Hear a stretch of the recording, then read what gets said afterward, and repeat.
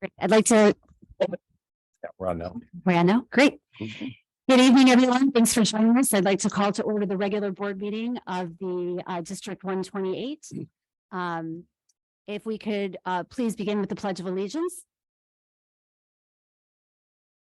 I pledge allegiance to the flag of the United States of America and to the republic for which it stands, one nation, under God, indivisible, with liberty and justice for all. Great. Can I have roll call, please? Jim Batson. Here. Sarah Benjamin. Here. Don Carmichael. Here. Cara Drumkey. Wasn't she here? Oh, she was. Lisa Hessel. Here. Sonal Kulkarni. Here. Casey Rooney. Here. Great. We note all members except for Cara Drumkey present, and we wish her a speedy recovery. She's homesick. First, we're going to review the agenda. You'll note the first item on our agenda tonight is a public hearing on the 2022 tax levy. After that, we will have communication with an invitation for public comment. We will hear our student school board representative reports and good news where we congratulate some members of our school community. Then we will move on to our consent vote agenda. These are items that we have discussed extensively in committee, routine things that we normally vote on with one motion. After that, we'll have action items where we vote on things individually, including employment of employees, our community education program, the Vernon Hills High School community liaison position, the 2022-2023 superintendent goals, our 2022 tax levy where we will vote, and finally our state maintenance grants, our NIH IP designee, and disposal of obsolete equipment. Then we will have a presentation on our recent Illinois school report card. Spoiler alert, both of our schools received exemplary designations once again. Then we will share some information. We will have our superintendent's report from Dr. Herman. We will have board comments and events, anything that we've attended, we'll share with each other, any events or training that we've taken part in since we last met. We have an ISB report from Jim Batson. Just a quick reminder. Do we have anything from CEDAW this evening? No. Nothing from CEDAW. Thank you. And any other reports that we might have. And then we will discuss future agenda items and then we will adjourn. So first on the agenda tonight, I'd like to declare the 2022 tax levy hearing open. I invite any members of the public wishing to comment on the 2022 tax levy to the podium. Lisa Hessel, board president. Going once. Going twice. Seeing none, we will move on to the presentation of the 2022 tax levy. When we start off, would you mind sharing with the public how many times, like the timeline of when we started talking about this and how often we've discussed this before tonight? Yeah, I believe we have a slide in there. There we go. All right. So just the prior steps. So this is not the first time we've talked about this. This particular levy has been in mind since back in February 2022 when we looked at our 5-year financial projections, because this is a significant year for our levy. We also talked about this during our fiscal year 23 budget discussions over the summer. We've talked about it very specifically at our last 4 meetings, including tonight. We had the notice in the Daily Herald, and then a meeting as recent as a week ago, and again tonight. So this has been on our agenda for many meetings within the past year. So just to give a brief recap, in general, what you find in the United States is state and local are the main sources of revenue for school districts. Local is usually always property taxes. It could include student fees as well, but you see on average a share between the state and the local. In Illinois, however, there is a more reliance on property taxes as a system. That's what was designed by the state legislature. And so about 2/3 come from the local community, a quarter come from the state on average. But then in District 128, 88% of our revenue comes from property taxes. 95% of our total revenue comes from our local community, including student registration fees, interest income, things like that. This is our single most important source of revenue for the district, as it is for most school districts in Illinois. One thing that is important for this year is the TIF district in Libertyville. It's too hard to explain what a TIF is right now, but please reference our prior meetings. But it was established in 1986. It was extended and expired December 31st of 2021. And so with that expiration, all of those properties, they've been paying taxes, but now they come back on the district tax rolls. So instead of the owners that are paying the taxes now, they go into the TIF fund. It will shift and go back to all the other taxing districts, depending on how they levy. Additionally, for us, when that extension happened, there was an agreement that 70% of the money during the extension period that went into the TIF was surplus back to the district. So for us, for example, our check last year was $1 million, and we're going to get another $1 million roughly check this spring, but after that, it stops based on how property taxes are timed. It's important for us to recapture that revenue for our operations. All right, so this is just a brief diagram of how a levy or how a TIF typically works. It's the values are frozen at the beginning of the TIF and they last for 23 years. And then as that property grows in value, so as the downtown Libertyville grew in value since 1986, that increment was taxed and that money was put into the TIF fund that is controlled by the village and used for purposes of catalyzing redevelopment in the downtown Libertyville area. However, this was not a typical TIF because before it expired, it was extended for another 12 years. And so with that extension, that's the 70% surplus that I mentioned, was really going back to the taxing district. So really only about 30% of the actual TIF increment was going to the TIF for the last 12 years.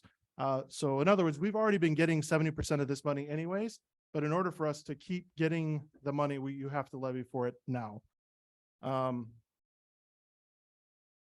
So here's an example of what I mean about in terms of where the TIF money goes. So if you happen to live in downtown Libertyville in the TIF zone, if you look at your tax bill, you will see the different portions that go for District 128. So I got a little clicker here. Sorry, Brian.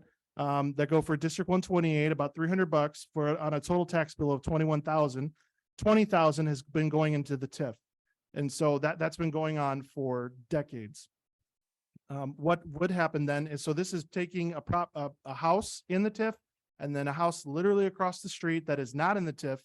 Their future tax bills, I couldn't get the dollars to match up exactly because they're real properties, but essentially it redistributes back so the money goes directly to the different districts. So all those numbers go up and then the TIF doesn't exist anymore. So the total change in the bottom, the total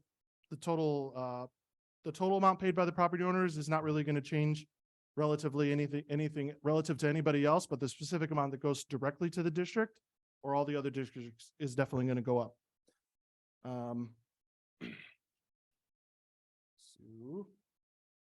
You want to help me out? There we go. All right, so here is just a high level view of the numbers of what we're talking about. So what we're estimating that we're going to get an increase on based on state law is 7.52%. What makes that up? 5% CPI, which is essentially the rate of inflation that we're allowed to access under the law. Even though the CPI that came out there was 7%, and inflation right now is, I think, still higher than 7%. It's capped at 5% for existing owners. And then new property that didn't exist before is now getting taxed. So that would increase the levy, as well as the Libertyville TIF coming out. So that 1.87% is a pretty good portion additional on top of the existing value. So we're estimating 7.5% increase in the taxes, but we're going to levy for 7.88. Now that is based on the 7.52 that we think is going to happen, plus a little bit extra for cushion, because these are based on an algebraic formula that are based on values that we won't really know until the spring. And so we have to guess. We try to have accurate guesses, but the guesses could be wrong. The information we could get could be wrong for a variety of reasons. So we put a little bit of cushion in there. We feel that is plenty of room for us within any kind of reason. For context, the existing values in the district, the taxable values are increasing about 3%. So that means on average, the assessed values, which also essentially would mean the fair market value, are increasing on average in the district about 3%. So what does that mean if you're an existing taxpayer in the district? That means if your actual individual assessment on your house increases by 3%, then your taxes would go up by 5%. Your assessed value goes up by more than 3%, your taxes could go up more than 5%. If your assessed value goes up by less than 3%, then your taxes may go up less than 5%. So, And is it correct to say the District 128 has nothing to do with individual homeowners' assessed values? That strictly comes from the county. that's through the township assessors, the county assessors, and then depending on the different boards of review, the county level board of review or the state level board of review. But we don't determine taxable values. That's correct. One other thing is Public Act 102-895 that was passed requires every school district to disclose their cash balances during their levy hearings. Well, it doesn't say much more than that. So some districts are not totally sure exactly what balances we're supposed to show or how recent. So I'm going to show you the two most important ones that I can think of. One is our cash balances as of the end of our last fiscal year. So June 30th, 2022, there are the cash balances. So total of 80.2 million. And that would be the cash balances at the end of June. Then the more recent cash balances as of October 31st, so the end of our month, October, that we just finished, cash balances of 97,982,000 that you can see there. And so those are our two most recent numbers in terms of cash balances that we think are complying with this law, that we disclose this. One interesting note is October is oddly enough the highest cash point we have based on the timing of taxes. So those of you that are taxpayers, you would have paid your second installment perhaps at this point. And so the districts now all have those revenues. So we have we're at the highest cash point we have, and then we will start trickling down because we start spending those revenues up until we get another tax infusion in the spring. So And real quick, I'd like Yeah. to point out, I know there's a lot of numbers on that page. One important one that isn't there is the debt service fund, because our district does not have debt. Our taxpayers are not paying to service debt for this district. that's correct. We are a debt-free district and have been so for a number of years. So yes. All right. So the next steps is we're the levy hearing right now. And then we have it on agenda for adoption for tonight. So that's the levy information. Great, thank you very much. I am going to, at 7:15, declare the levy hearing closed.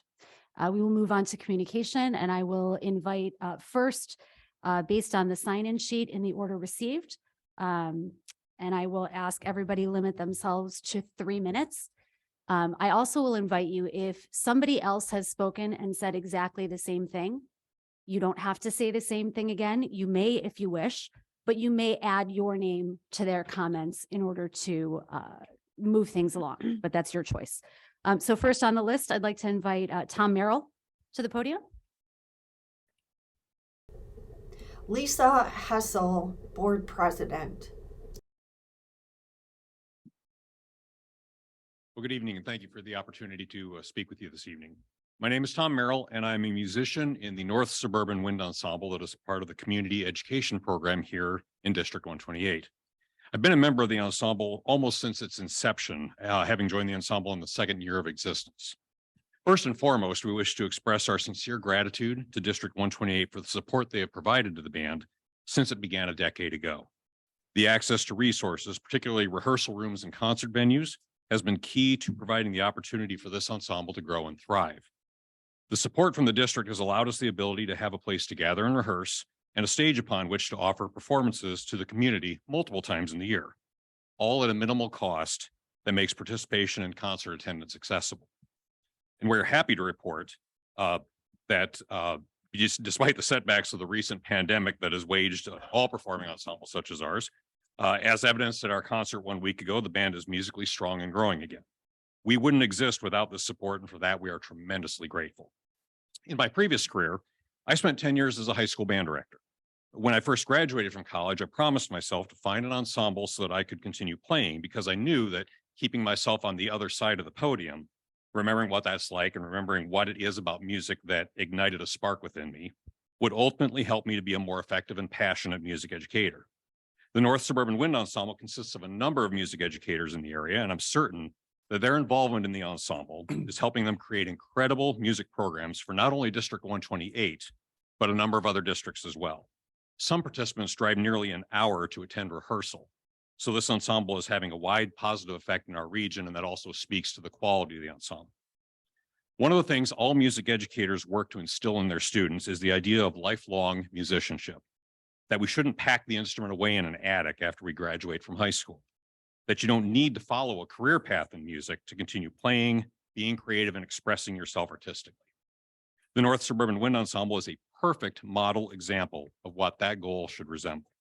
It brings together not only music educators, but musicians from multiple careers and walks of life with a shared interest, and it creates something extraordinary. Beyond all this, it is at its heart an enjoyable and meaningful way to build community, not only among the membership, but extending to our audiences who attend our concerts. It is a source of community engagement that reflects positively on District 128, positioning it as a leader who understands the value and impact of arts education. In fact, currently and over the years, not only have a number of District 128 music educators been a member of the ensemble, but also a number of district alumni as well, continuing the journey they began in their schools right here. Far more than a hobby, this is a way for us as adults to remember and keep alive what it was that first sparked our love of music as students and to give back to the community and the culture that nurtured us. The elimination of the community education program here in District 128 will jeopardize the existence of the North Suburban Wind Ensemble and the positive experiences and qualities that it adds to the community in general. Mr. Merrill, Yeah. you're at 3 minutes, Almost so I'm done. just respectfully asking you to wrap it up. At a time when we see a lot of inhumanity in the world, it would be tragic to see one of the things that truly makes us human disappear. Thank you for your time and reconsideration of this important decision. Thank you, Mr. Merrill, and thank you for being so respectful of the time. Next, I'll invite Don Short to the podium. People changing locations. Good evening. It's a pleasure to have this opportunity to speak with you tonight in regards to the District 128 Community Education Program. I do have a few concerns, and among those are the fact that those who administrate the program had very, very little notice as to the action that being voted on this evening. I can tell you as an instructor that I never had any notice that this was even being considered. And I'm also concerned that community members who participate in this program, who may be participating in the future or have participated in the program, also had no notice. This is a big concern to me. It seems to me that there's a great deal of haste in this decision. One more question or one more thought. I wonder if anyone from the administration ever asked for input or suggestions as to possible solutions that might save the 74-year-old program. For example, raising the fees or placing reasonable quotas on class size before classes are offered. If I could, I would suggest that a committee be formed with those involved, administration and members involved in the community ed program to find solutions to perhaps preserve this program. The District 128 mission statement mentioned the importance of lifelong learning. If that is indeed a priority of District 128, I hope a compromise can be reached during an amicable discussion to ameliorate this situation. I hope the board will consider the possibility of perhaps tabling the vote until further discussion and research is done on this program. Thank you very much.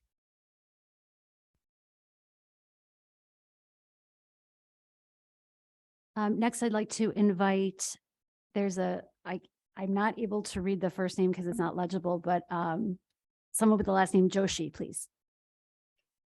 Can you tell me your first name? I'm so sorry, I can't read it. Hi, my first name is Radhika. Hi, Radhika. I'm sorry that I couldn't read your name. That's fine, thank you. My name is Radhika Joshi, and I'm here on behalf of the ISA. I'm the advisor for ISA at Vernon Hills. With the support, encouragement, and advice from Mrs. Young, Mr. Vaughn, and Dr. Gilliam, we are here with our petition to recognize Diwali as a holiday, school holiday. And I have few members speaking on our behalf. And they will be, I promise you, they will be brief. people changing locations. Hello, good evening. My name is Rupa Amara, and I am a Sunday school teacher at Janma Mission Yamunotri, which is a school of Vedantic study. Today, I am here to talk to you about what Diwali is and how it is being celebrated. Every year, millions of Hindus, Buddhists, Sikhs, Jains across all over the world celebrate Diwali, India's biggest and most important religious holiday of the year. The word Diwali, also known as Deepavali at sometimes, means row of lights in Sanskrit. This religious festival is an auspicious occasion that celebrates light over darkness, good over evil, and knowledge over ignorance. On this day, Sri Mahalakshmi, the goddess of wealth, abundance, and well-being, is worshipped. People spend days cleaning and decorating their homes, making beautiful rangolis with colored sand and flowers, lighting up diyas, which are like clay lamps filled with oil. And then they decorate their whole homes, and all to welcome and worship Goddess Lakshmi, to invite them to their home, into their heart. Additionally, Hindus perform rituals called puja to pray to Goddess Lakshmi. Diwali festivities take place in large communities. People get ready early in the morning with their brand new clothes that they buy for the festival, go to the temple with mountains and mountains of food that they have prepared earlier and offer it to the Lord.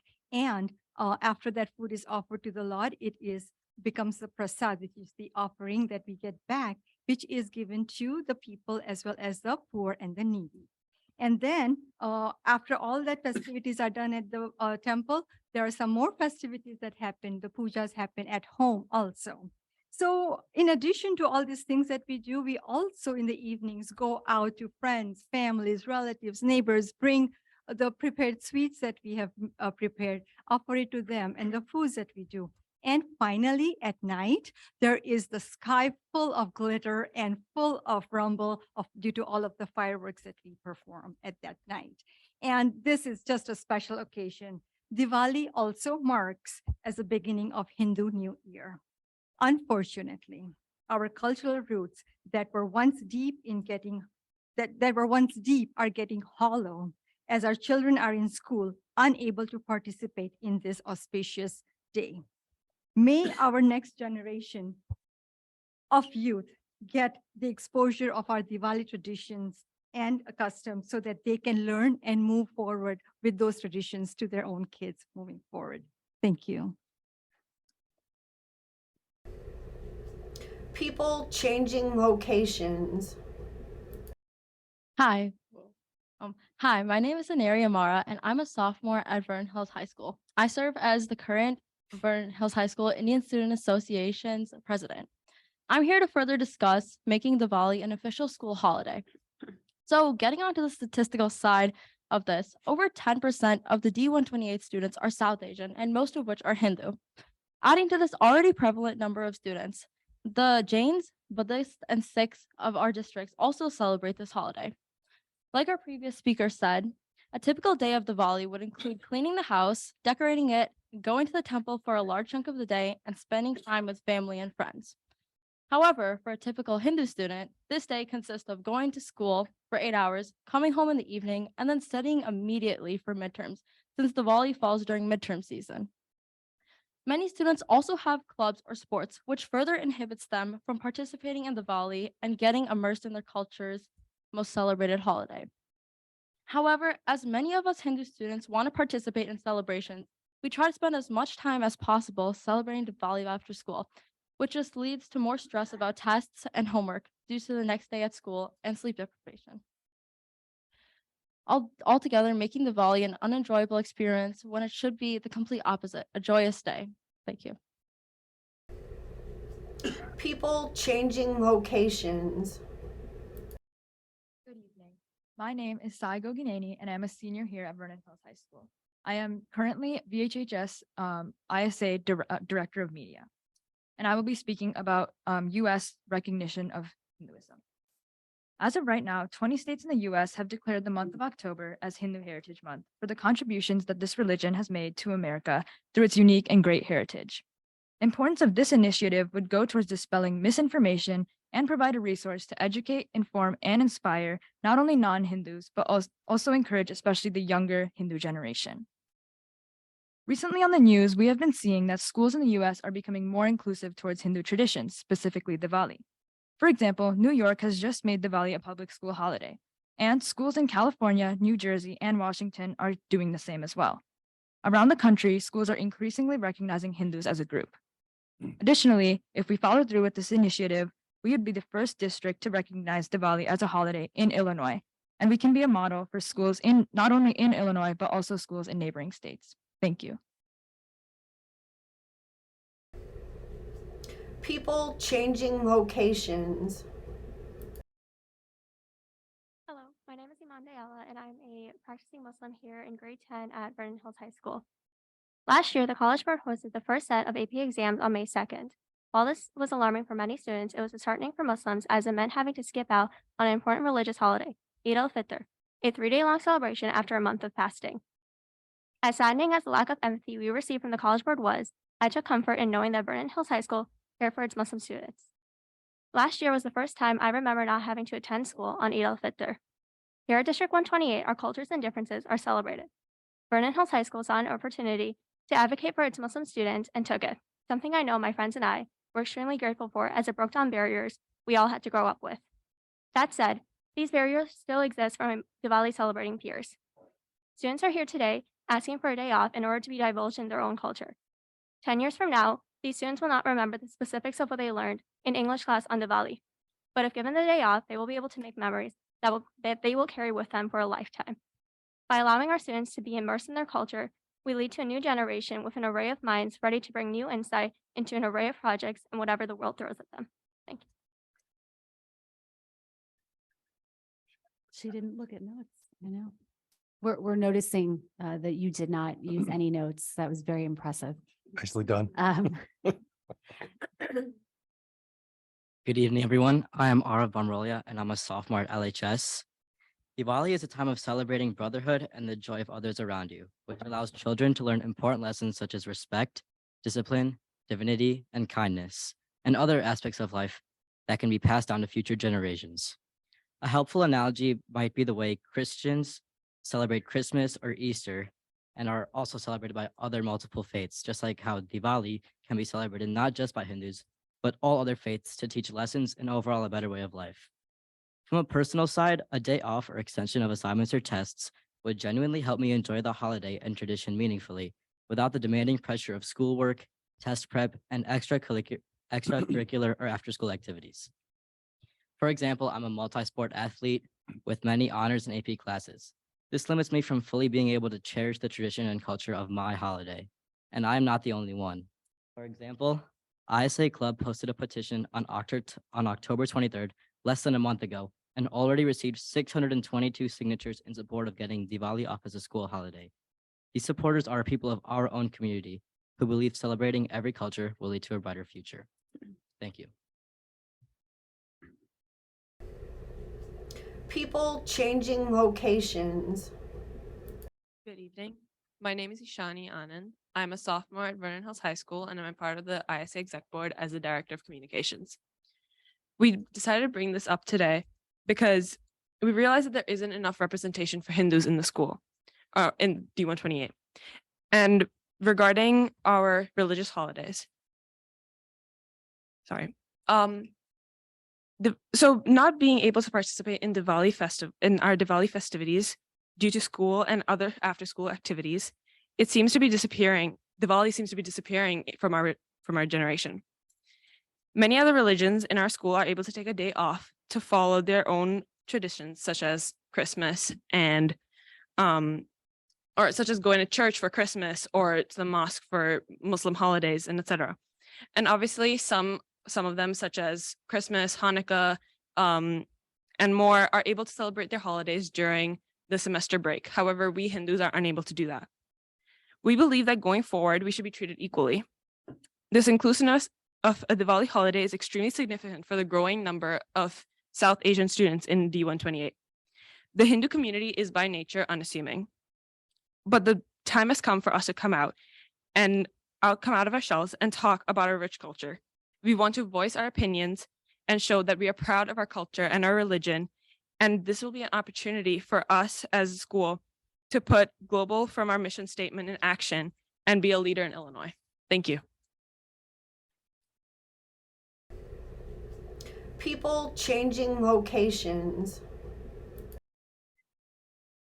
Okay, so I'm noting that that's everybody that has signed up for public comment. Do we have anybody else wishing to address the board? If you could. People changing locations. If you could state your name, please. Thank you. Hi, my name is Lindsay Gill. I'm a former LHS student and recently just bought my first home in Vernon Hills. I chose to live in Vernon Hills because of the wonderful school district, not only academically, but the diversity, and seeing these incredibly well-spoken, intelligent, brave young adults speak has absolutely affirmed my decision to live in Vernon Hills. Like, as a Christian in America, my religion is catered to. And I just think it would be fair for Diwali. Sorry, I'm not as good at public speaking. It would be very fair to have Diwali off. It's just one day, but it means so much to such a good portion of our district. All right, thank you so much. Thank you, and welcome to the community. Welcome, or I should say welcome back to the community. Anybody else wishing to address the board for public comment?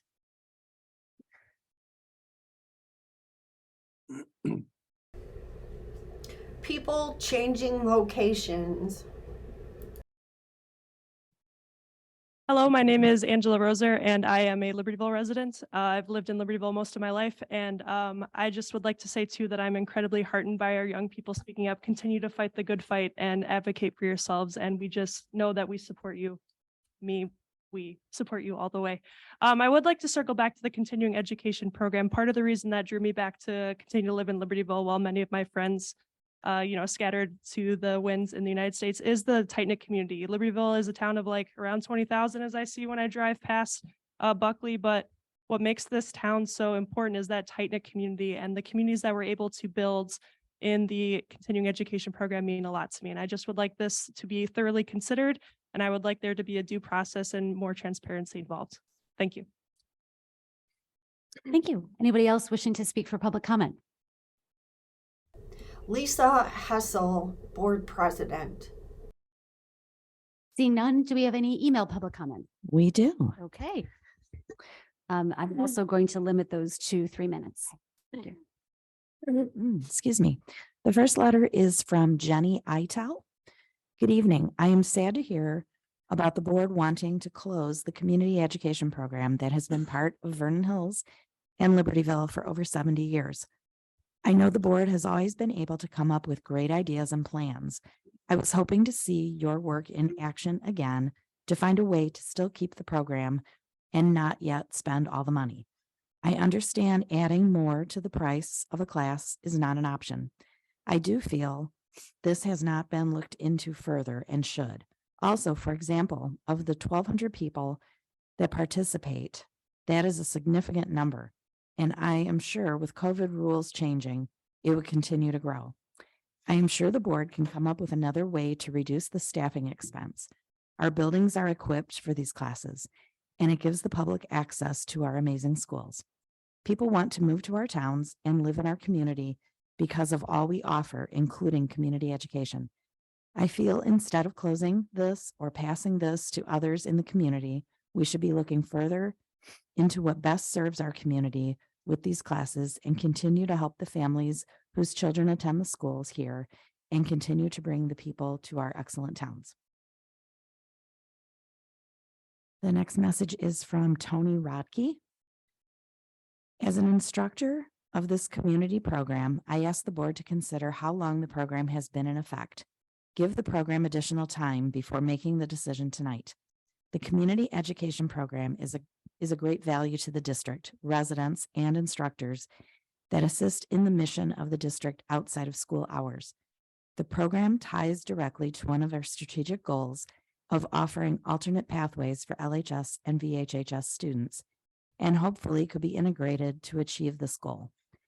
There is only positive comment from the constituents who have participated in the program, and affordability appears to be no issue. This program also offers a great connection to several partnerships in the district. Thank you for reconsideration of discontinuing the community education program. And the next one is from Noah Weiss, who is a Vernon Hills High School student. I am writing this email to address the recent cell hotel or phone slot trend in the classroom. I'm sure that many of my fellow students will agree that this is extremely annoying. I think that a student needs to have their phone with them in case that a family emergency happens, or there is a time-sensitive issue in the family that the family is in no way required to tell the schools. Please think about this annoying trend in the classroom and review how necessary it truly is. Thank you so much. This is from Mary M. Michael. I am writing to voice my opinion concerning the possible elimination of community-based programs offered by Community High School District 128. I am a local resident who has been enrolling in classes for over 15 years. Specifically, I participate in woodworking, Make the Furniture You Always Wanted class, which is offered each spring and fall. This class has allowed me to meet friends, learn new skills, and enrich my life. Woodworking is a male-dominated activity. This class has not only allowed me to bridge that divide, but thrive. My home is filled with pieces that were created during these classes. It also allows me to create pieces that become handmade gifts for children and grandchildren. I have completed 30 classes, and I cannot remember a time when this class was not full.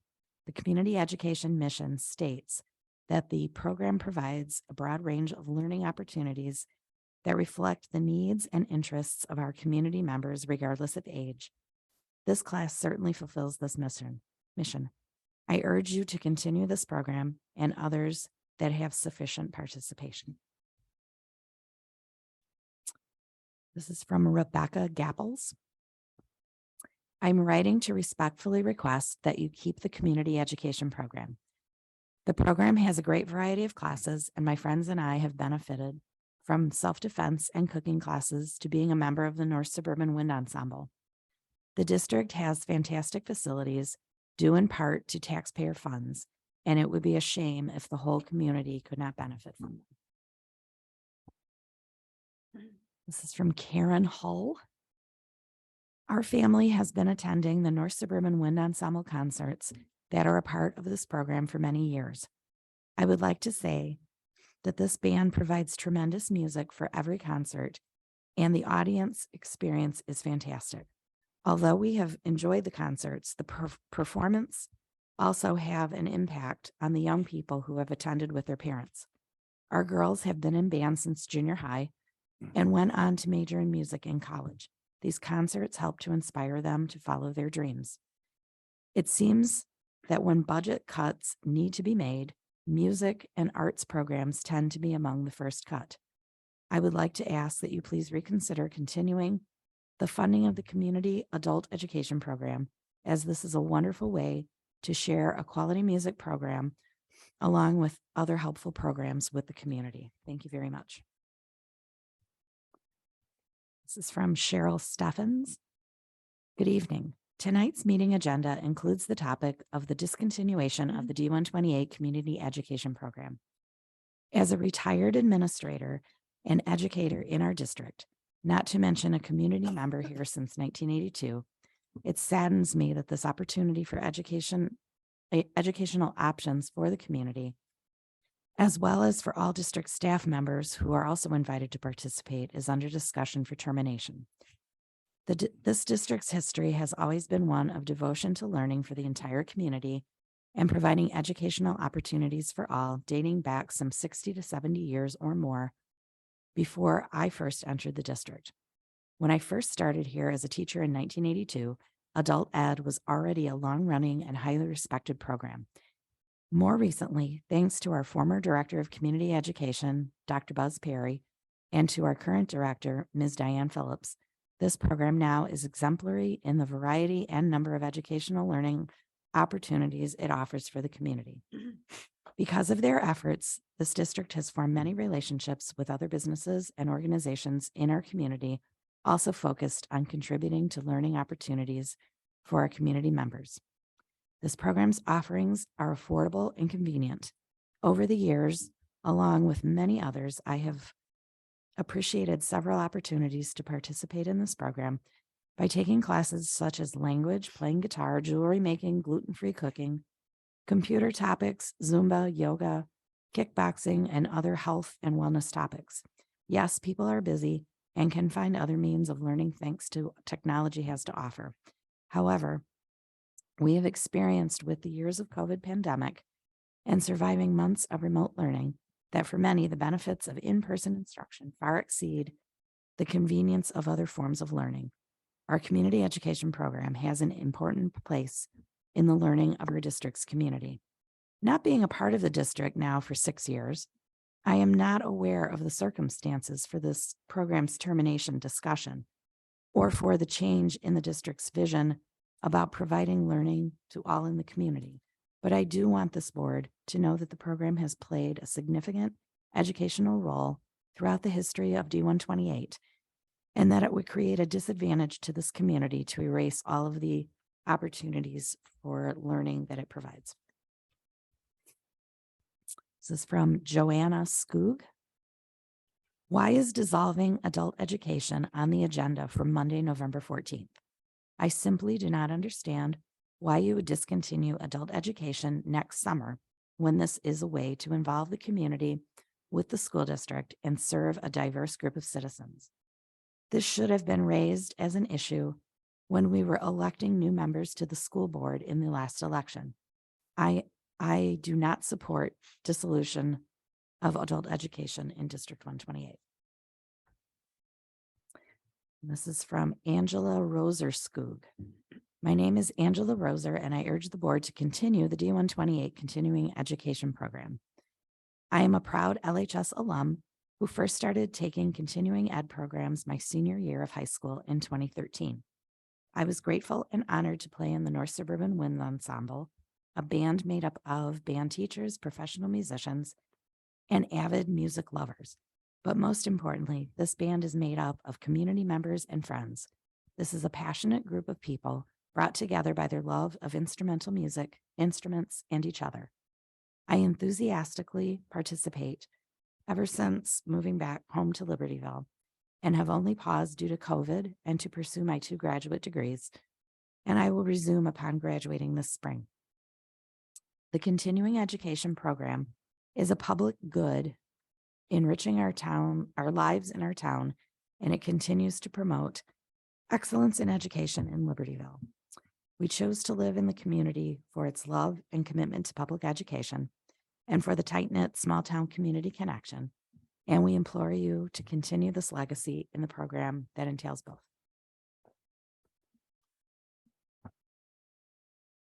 This is from Barbara Wilcox. This is in regards to discontinuing the community education program. I've taken several classes and have many on my list. These have included hobbies as well as potential career skills. I even had my mom take a class with me. While there are many wonderful tutorial videos on YouTube, etc., it just does not compare to in-person instruction. I think discontinuing this program would be a definite loss for the community, and I would like to see it continue. This is from Holly Hirsch. I want to state for the record that I support the adult education program. I reside in the district and believe the program benefits the community. I understand currently that many classes are full and have a wait list. It would be helpful to promote the class offerings to the community on social media as well. I learned on Facebook Sunday night that the board is going to vote on this matter this week. I am interested to learn what the community's opinion on the matter. I hope my comments will be read at the upcoming board meeting. This message is from Sean Cosme. I am a 10-year resident of District 128 and a member of the North Suburban Wind Ensemble, a course offered through D128 Community Education. I recently learned of Agenda Item 5B Community Education Program, where the recommended action is to discontinue the adult education program in June 2023. The community education program is important to me because it provides an outlet for me to pursue one of my passions. I am a high school music educator, and it is important that I practice in music making outside of school, not just for myself, but to be visible to my students and community, showing that what we do in schools is long-lasting well beyond high school. I am a better teacher because of my participation in this course. The North Suburban Wind Ensemble draws members from all over the Chicagoland area. While not all are D128 residents, the district should consider themselves leaders in being able to offer this kind of programming. I have recently shared the community education program with my own district that I work for, who aspires to offer more to their community. You will likely hear from more of us, and I hope that the board considers the implications the termination of the community education program would have on our group. I know District 128 would never consider limiting opportunities in the arts for its students. And while there are very many good reasons as to why the entire adult education program should be discontinued, I fear that our band that has met on Tuesday evenings for the past 10 years has been overlooked when coming to this decision. District 128 strategic plan mailing cites growth goals, including health and well-being, equity and inclusion, and explore multiple paths. The existence of the North Suburban Wind Ensemble and the community education program strengthens these pillars. What better way for the community to be actively engaged in our district's mission and for our students to see it in action beyond high school?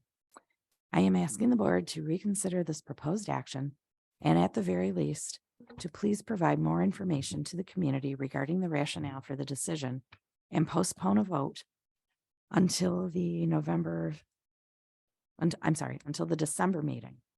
I am disappointed to only learn about this discussion of this action item taking place on November 7th, 2022, Program and Personnel Committee meeting. There are no notes, video, or approved minutes available from this meeting yet for me as a community member, taxpayer, and someone who would be directly impacted by this decision to process the discussion leading up to the decision. What I can indeed see in public board documents is an addition of a new administrative position at the district office, making its staff 60% larger than Can it you was finish that sentence, please, and move on to the next one, Mary? in fiscal year 2022. Thank you. This message is from Angela Andolfi. I am not in favor of discontinuing your community adult education program. I feel that one of the purposes of education is creating lifelong learners. I do not think that support from educators should end when the student graduates from school. Some individuals may not receive certain opportunities to cater their appreciation of learning during their childhood development. Having experiences for growth outside of our standard schooling is crucial for those that seek it. This adult education program helps those individuals further their education and provide those opportunities. For me, it gave me a sense of community and opportunity to meet new colleagues. Finding an activity where we can meet others with common interests while also furthering our love for learning can be rare. I found that the North Suburban Wind Ensemble, involving myself with that group, helped me build new connections while continuing my love for music and performing. Being part of this adult education program was beneficial for me. This program provides many opportunities for those who want to continue to learn and develop themselves. Thank you. This is from Maureen Monahan. Understand a discussion on this program is on tomorrow night's agenda. I would ask that this program be continued as I use it as a resource and have taken classes personally and have registered family members for the program. This is a community resource that taps into local subject matter experts, brings people to the community to gather, and allows community members to learn new skills, be exposed to new ideas, and come together. Not knowing the numbers on the program, cost, attendance, utilization, I would not be surprised if changes may be needed to the program. Yet, I would ask you to very much consider continuing the curriculum and the community education program. This is from Scott Adams. I am a former District 128 board member, serving the district from 1997 to 2005. I am also a lifelong resident of Libertyville, LHS graduate, class of 66, president of the GLMV Chamber of Commerce, and a Libertyville Village Board trustee. I heard the other day that District 128 is considering canceling the District 128 community education program because it's running in the red. This program is the second oldest community education program in the state of Illinois. Thousands of people in the combined village communities had taken advantage of these programs for fun, expand their knowledge, or to better their lives. This is a huge mistake. You currently offer 224 live classes and over 1,200 online classes that benefit the residents of District 128 and beyond. If you cancel this program, there's not another community education program that offers the breadth of classes in the area. When the pandemic hit, from a chamber standpoint, we could have easily suspended all of our meetings, events, and networking group, but chose to keep all of our programs going at a substantial cost. But we owed the continuation of these assets for our 600 members because it was the right thing to do. What you're considering is wrong. It warrants better discussion and the public should be involved. In reality, you are going to make a decision in a vacuum with no public comment, no notice to the public, just to save a few dollars. District 128, its two high schools, its academic status, all belong to the community and they warrant community input.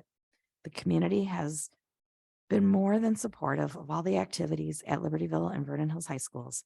To cut the community education program sends a bad message to the District 128 community that you don't value their participation, help, or voices.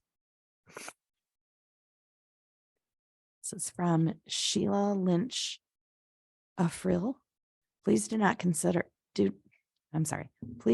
discontinue the D128 community education program. My family and I have taken and enjoyed classes there and would hate to have this option taken away. It's from Maddie Cardenas. This email is being sent in regards to the possibility of the closure of the adult education program. My name is Maddie Cardenas. I worked with the North Suburban Wind Ensemble from January 2018 to May 2022. This program provided me with a lot of great quality music performance for performers and audiences of all different types. This program is a great outlet for professional educators to continue a passion that does not normally exist outside of the collegiate level. This group offers some of the highest quality of music performances in the Chicagoland area and stands to be one of the top ensembles in the area. The adult education program as a whole, though, also allows others in the community to be a part of continued learning outside of the secondary and collegiate level. Discontinuing the program would be a big deterrent and a huge mistake on the District 128's end because you will lose out on so many connections by the surrounding community, and you will most likely not be able to reestablish the program in the same way and keep the size of the program itself. Thank you for acknowledging these comments, and I hope that the decision is made to keep the program intact. It's from Cheryl Munkin. As a member of the community and a former educator in the district, we have heard the phrase lifelong learners more than we could count. This was something that we wanted our students to understand and our district wanted us to understand. Our D128 adult ed program allows us and our community as a whole to do just that. The courses are not just the typical community college courses, but a varied and suited for a wide range of interests within our own district community. These courses are reasonably priced and offered at convenient times for many. They are not as lengthy as most courses would be at the community college and therefore require less commitment and time for busy schedules. It is my hope that we will continue to offer this program that has evolved and changed with the times to our community and those around for many years to come. This is from Sue Gallivan. As a retiree of District 128 and an instructor in the community education program, I find it very disheartening to hear that the Board of Education is considering dissolving the community education program. This is a program that has served not only the D128 community, but also the surrounding area for more than 70 years.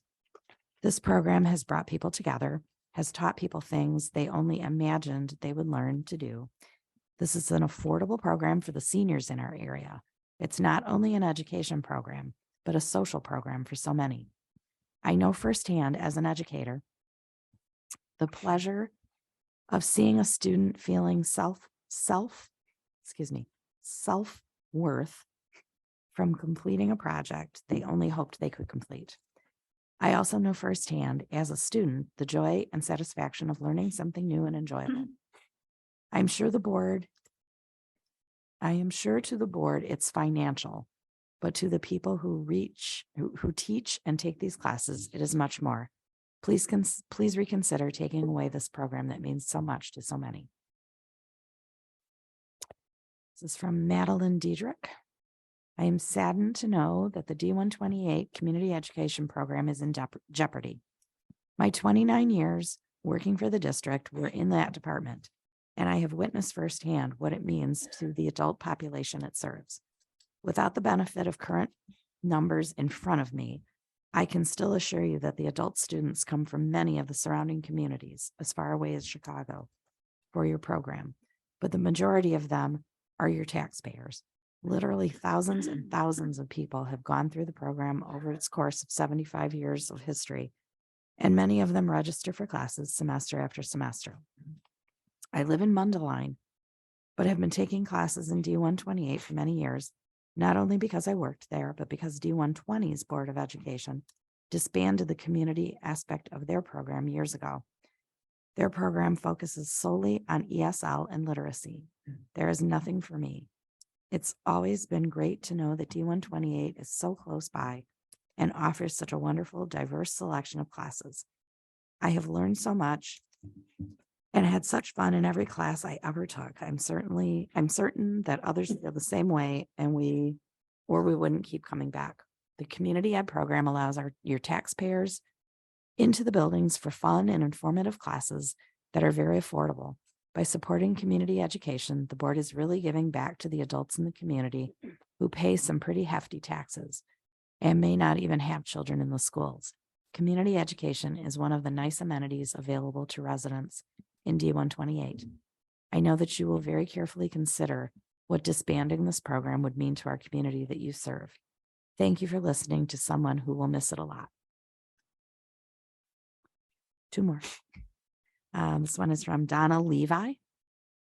It has come to my attention that the board is considering disbanding the community education program. I find this news very disappointing and ask you to reconsider. The community education department has provided quality programs to the public for over 70 years, giving the public an opportunity to expand their knowledge and skills in a wide range of topics. Adults taking classes allows them to experience the school from their child's viewpoint and see where their taxes are going. They can see the wonderful opportunities that are available to their children and if work needs to be done in the areas of the building. As a student in the program, I took my first computer class. I continued to take classes that allowed me to obtain a position with a local company doing secretarial work. Art classes, dance classes, exercise programs, financial advice, and many more classes followed. I enjoyed them all and learned a great deal. In January of 2000, I started working as a secretary in the community education department. This allowed me to see how valuable a tool our programs were for others. I witnessed the excitement students expressed when they visited or called to sign up for a class and came back for more. Many worked in the area and needed to take the class to expand their skills for job promotion. Others took art classes for relaxation, exercise classes for fitness, financial classes to prepare for their future, dance classes for an upcoming wedding, and fun classes for children to spark their imagination. The list goes on. It is a very special program that should be allowed to continue. And the final message is from Nancy Shipley. It is my hope that in discussing community adult education, a resolution can be made to continue the program. Dr. Buzz Perry and Diane Phillips have built this program into a very beneficial asset to our community and to the District 128 staff. I have had the pleasure of attending several classes and have enjoyed each one. Okay, thank you. At long last, I'd like to turn it over to our student school board reps for their reports. Good evening. We're really excited to be here tonight to discuss some relevant and important issues many students have brought up this year. Those students were happy with many renovations that occurred throughout the summer for the field house and the cafeteria. The bathrooms at LHS specifically sparked passionate conversations. The first thing every senior I interviewed said was, "The bathrooms are gross." And to be honest, they're not wrong. In addition, Dr. K asked the Principal's Advisory Board which project is the #1 priority to improve LHS, and it was an overwhelming response of the bathrooms, followed by the cafeteria and the locker rooms. Senior Kirsten Novak expressed, "The toilets are unsanitary, run down, and often have maintenance problems." She mentioned the many times she would need to kick the door on the stall every time it got stuck, which I personally also experienced. Additionally, many complained that the toilet seats are sometimes broken and the automatic toilets keep flushing unnecessarily multiple times before leaving the stall, creating water waste. Someone said that the sinks lag and drains are sometimes missing. Others were frustrated over empty soap dispensers and tissue dispensers with tissues constantly getting stuck in them. Many of the bathrooms don't afford students a great amount of privacy, and most of them were built in the 1950s or 60s and haven't been renovated since. The significance of the bathroom situation at LHS is clearly seen when comparing the bathrooms by the main entrance and the others around school. Students expressed that the ones at the front are clean and sanitary, causing them to have to walk across school just for those toilets to avoid using the unsanitary ones. This takes extra time out of class periods, which both students and teachers dislike. Faculty were also surprised when they recognized how disgusting student bathrooms were, expressing that students deserve better bathrooms. As this is the most common topic of conversation around LHS, students hope that renovations will be made to our school bathrooms to improve sanitation and keep students safe and healthy, which is really important since COVID happened. On a brighter note, many students have taken advantage of mental health days. When a student is going through a tough time and in need to take a day to focus on their mental health and well-being, their parents can call the school, and instead of an excused absence, they get marked for a mental health day. With this new rule, students are allowed 5 days before the school begins asking for a doctor's note. Through this, students' mental health has been improving, and this sheds light on the stigma surrounding mental health. This is crucial since based on the Illinois Youth Survey from last year, across all grades, depression symptoms have risen and serious considerations of suicide. So this is a really relevant issue, and having those mental health days really improved that. Students have been reminiscing over the Wednesday late start or flex period.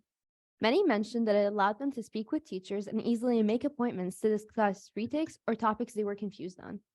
The majority would love to bring them back, and honestly, I love them too. Can I just interject? That's an issue of having enough instructional minutes. That's why it was discontinued. So just wanted to be sure that was clear. Yeah. In light of the LHS Serve season, the season in which Student Council organizes the annual canned food drive to continue our tradition of giving back to our community. Clubs and sports have participated this year more than ever. And as a member of Student Council Executive Board, I was able to work behind the scenes this year and organize our annual neighborhood blitz. This allowed students to collect cans from their neighbors to donate to the food pantry. And over 6,000 cans were donated this Saturday, which is a record breaker from last year. And Nice job. yeah. Thank you. Some upcoming events to like improve donations and like increase them include the volleyball serve tournament, in which volleyball players have organized teams to play a tournament to serve and support the food pantry. Their plan is to have students bring $5 or 5 cans to attend, and everyone can't wait to cheer on their favorite team while supporting food insecurity in our community. Additionally, the senior class student council have continued the tradition of the senior dodgeball tournament, in which teams compete against each other and also fundraise for the food pantry, which is going to be happening also in December. RAD, which stands for Rape, Aggression, Defense, is a new self-defense training program at LHS, which has been running since last year. This training takes course during the freshman PE classes and is currently taught by Mr. Farrell and Ms. Watson. The key of this program is teaching students not just the physical response, but having a mindset of being safe and avoiding situations in which they could become victims. This training is a significant step to raising awareness about assault as students learn skills and gain confidence to defend themselves in violent situations. The core of the program is to teach them to de-escalate violence before using it and allow students to learn to respect others around them. Mr. Farrell says, "I enjoy teaching it and the time I spend on it." One of the freshmen in his class, also called Ava, says, "I feel more confident to get out of my uncomfortable situations." Additionally, Sarah, who unfortunately couldn't be here tonight, she's at Fall Sports Awards, says that she, Leah Judy, Mercedes Rojas, and Abby Hayes said, "We talked about our experiences in high school and things we wished we'd known when we were freshmen. It was an awesome opportunity to create a culture of positivity and inclusivity, so the underclassmen know they are safe and welcome at our school. We also reviewed ways to direct, delegate, and distract situations that are unsafe via the green dot message. Continuing ways that our upperclassmen and underclassmen interact, as well as cultivating a family-like atmosphere, is incredibly important, and I'm grateful to have taken part." This Thursday, Ms. Gwen Shotwell, who is the president and COO of SpaceX, will be coming back to LHS, and students are extremely excited about it. All students will see and hear Ms. Shotwell's presentation as she speaks about her journey and experiences to her where she is today. Some exciting highlights about her is that she's an LHS alumni and she graduated in 1982. In 2020, she was selected by Time Magazine as one of the top 100 most influential people. In 2018, she was selected by Forbes as one of the top 50 women in technology. And she's an inspiration to many students, and they all look forward to seeing her. Unfortunately, this event is closed to the public and is only available for students and staff. But this event was possible by LHS computer science teacher, Ms. Teresa Elmore, who sent Ms. Shotwell an email a few years ago asking if she could speak to LHS students. We're all really excited for it. Fall sports have come to our app, and Fall Sports Awards were happening tonight at LHS to celebrate the accomplishments of our fall athletes. Sarah also went to state this weekend, which went really great, and she mentioned that it was a bittersweet moment, and it was a result of lots of hard work. She says, "I'm incredibly proud of my team." Thank you. One topic of much debate among LHS students has been the new final schedule, where every class has a mandatory final of some sort, whether it be an actual exam or a culminating project. The schedule lasts over 2 days, with odd periods having their finals on the first day and evens on the second, and a built-in lunch period each day. Many students wish we could go back to the schedule during the 2021 to 2022 school year, where we had a normal schedule during finals week and teachers could choose whether or not they wanted to have finals. However, this schedule was not without its drawbacks, since teachers who chose to give finals often extended it over multiple days, which stressed out students more. This change could be seen as a fix to the problem, but for students whose teachers wouldn't give finals if they were optional, it would add a bit of stress. About the new schedule, Junior Hope Wagner said, "It's new for me because of COVID, so I've never experienced finals, so I'm nervous about it. The schedule doesn't seem too confusing, which is nice, but I'll have a feeling I'll get pretty stressed out when it happens." That tends to be the general viewpoint of all non-seniors at LHS, since they've never had to do a real finals week. Even seniors, including myself, are pretty nervous because the last time we had finals was like almost 3 years ago, which is kind of nuts. I know for me, I don't entirely know what to expect in the coming finals week, even though I've been through it once before. Overall, we are bracing ourselves for the new schedule, but we're pretty accepting of it and optimistic that it won't be too bad. On the flip side, one thing bringing Can I just clarify one point on that before you Oh. go on? For the final schedule, it is not required that teachers give a culminating assessment. It's required that all students attend, but teachers could give a paper final, a project, or Oh, I just meant do by instruction. culminating Right, project. My bad. Sorry. No, but it could also just be continued instruction, especially in year-long classes. Oh, my bad. I was under the impression that it had to be some sort of culminating experience. Thanks. We encourage those, but it Yeah. doesn't have to be. Okay. On the flip side, one thing bringing much relief to seniors is that the November 1st deadline is up for college applications. Leading up to the first, our class was abuzz talking about which schools we were applying to, how many essays we had left to write, which college admissions portals was the most confusing. In my opinion, it was definitely UIUC. The CRC was always full of seniors needing help with various things like essays, filling out the Common App, or supplemental materials. It really was a great resource to have, especially in that week leading up to the very stressful November 1st deadline. I know I still have a lot more schools to go, but it's a relief to know that I've made it through the first round. Lots of my friends have entirely finished applying, which must be a really nice spot to be in. What lies ahead really is just a waiting game. Most of us have nothing more we can do before decisions for the early section come out, but it's certainly a stressful wait. Senior Omar Mahmoud talked about being nervous to find out which of his early schools he got into, but fairly optimistic and glad that the first deadline passed.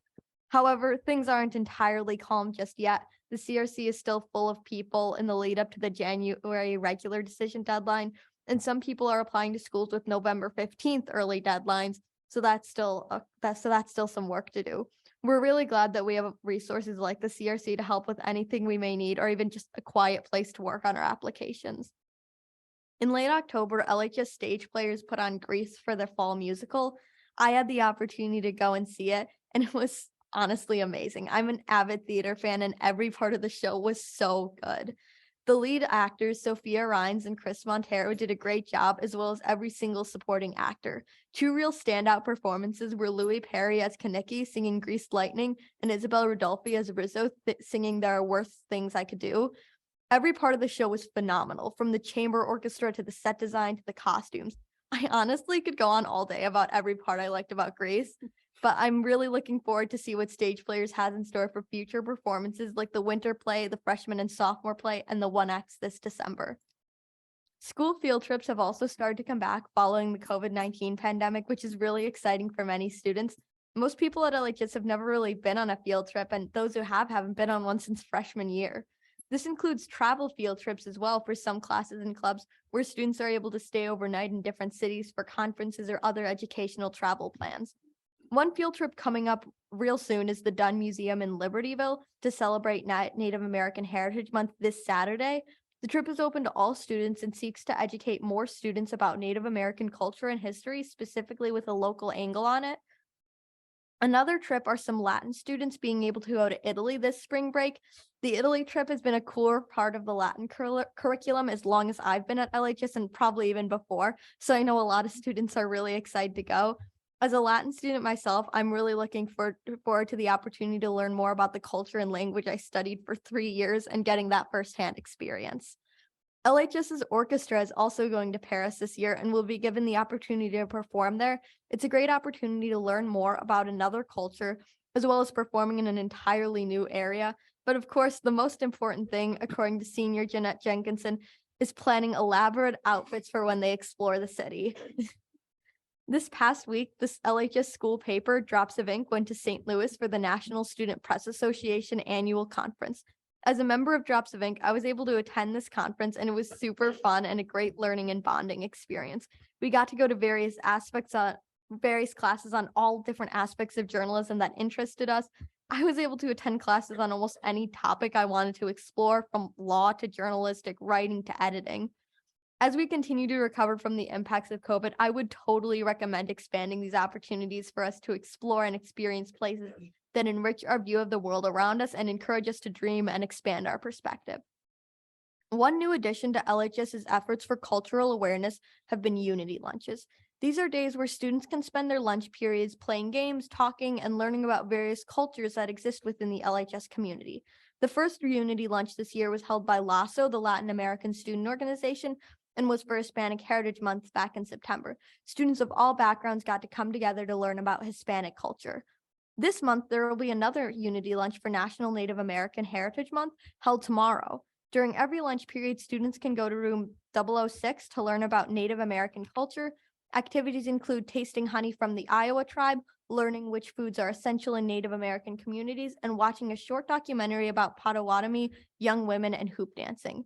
Lots of students are really excited for this lunch, but one small concern that has arisen among students is that the school isn't providing lunch for students who want to go to the Unity Lunch, and students would really like to see some of the money for the Unity Lunch going towards giving people participating actual food. Another opportunity for students is the Dare to Empower lunch this Wednesday, open to all female identifying students. This lunch is meant to help female students find their voices and learn how to be assertive, as well as discussing their experiences as women at LHS.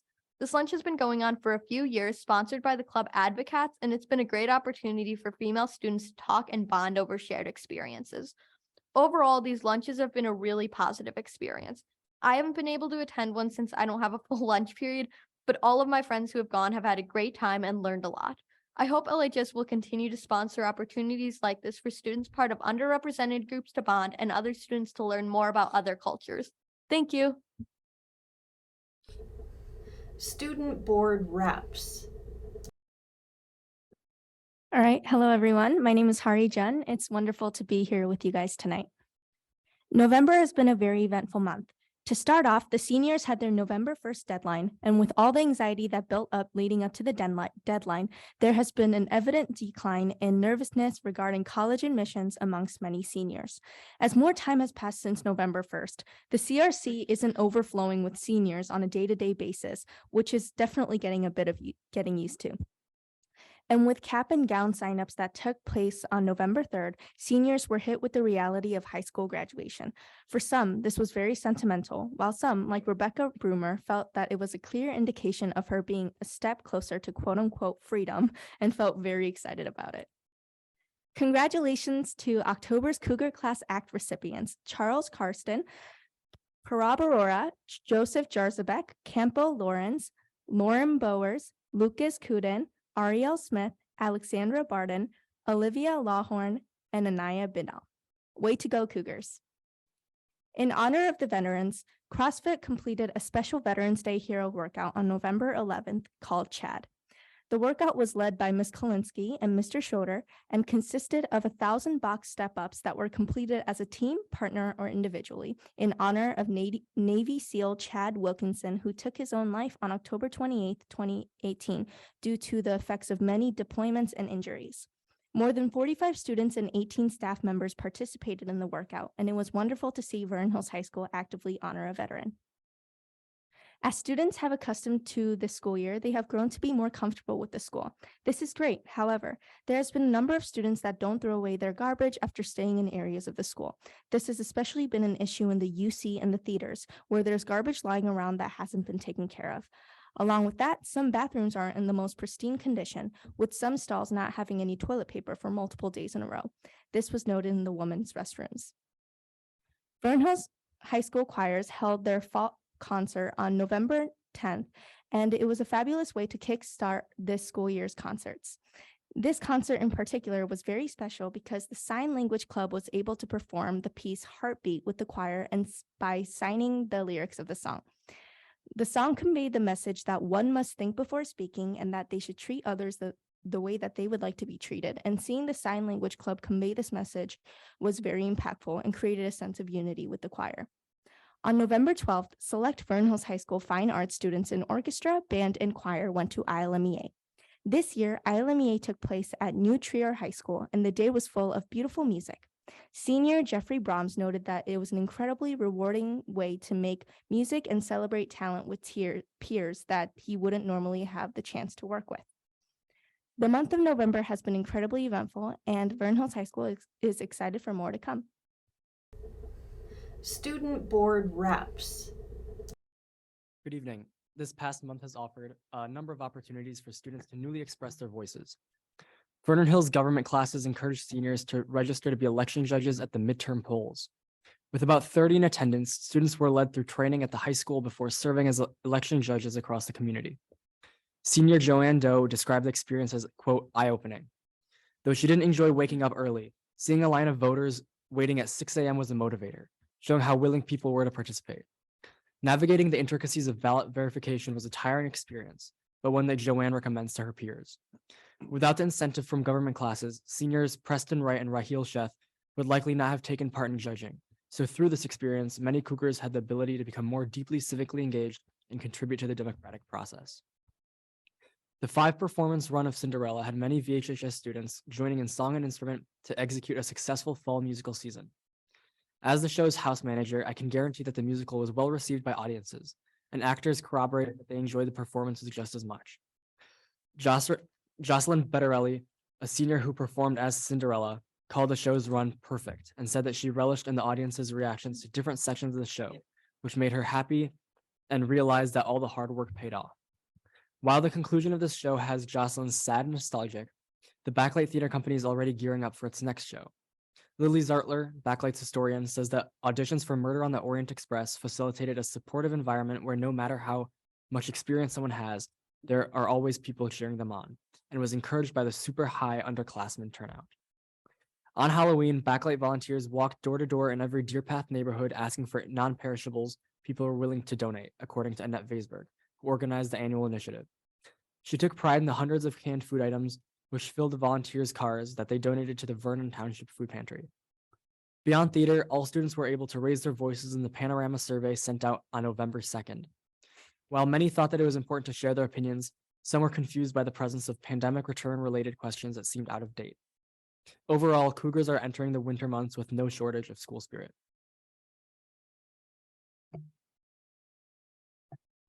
VHHS has become a hub of pride and victory, marked in the new awards and medals from postseason games, races, and tournaments. As fall sports wrapped up this past month, teams began to wholeheartedly put their month's worth of hard work to use, and it paid off.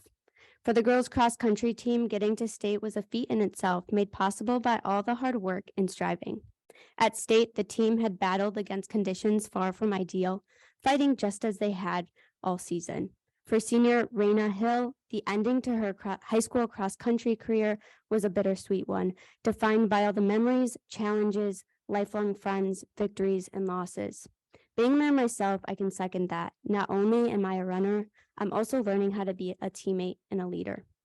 For the volleyball's girls team, both talent and hard work came together at a powerful intersection, leading them to break VHHS history as regional champions.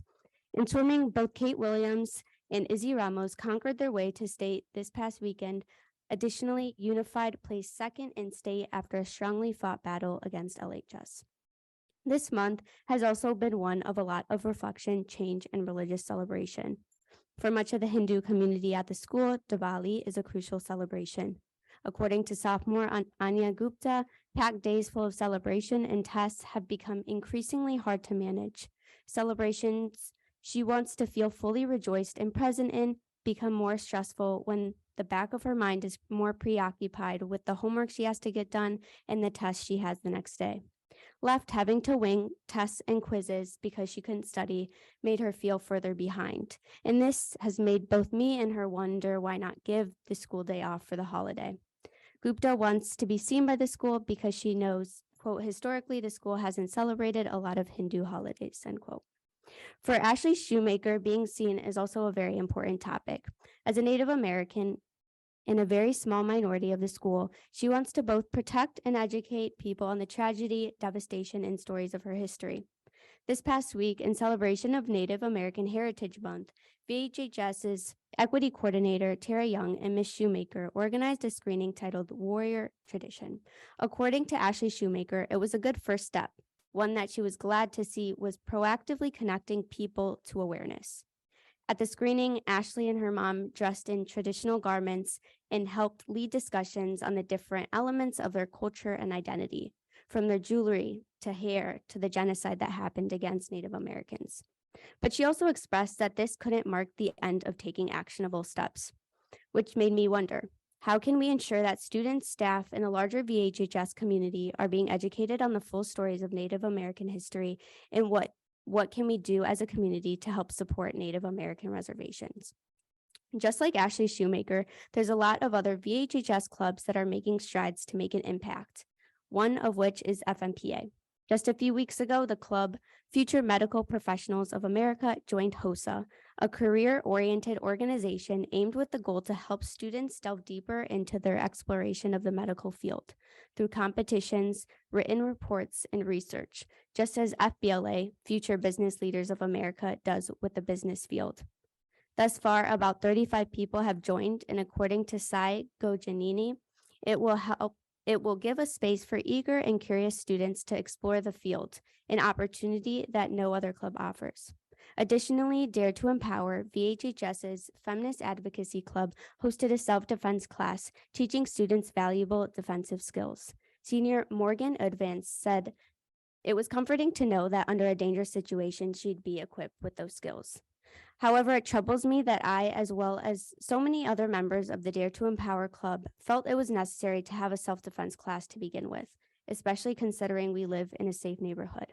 Not only does it show the concerns of girls in our school, it also exposes the larger inequities that may make it unsafe for a female to be walking by herself.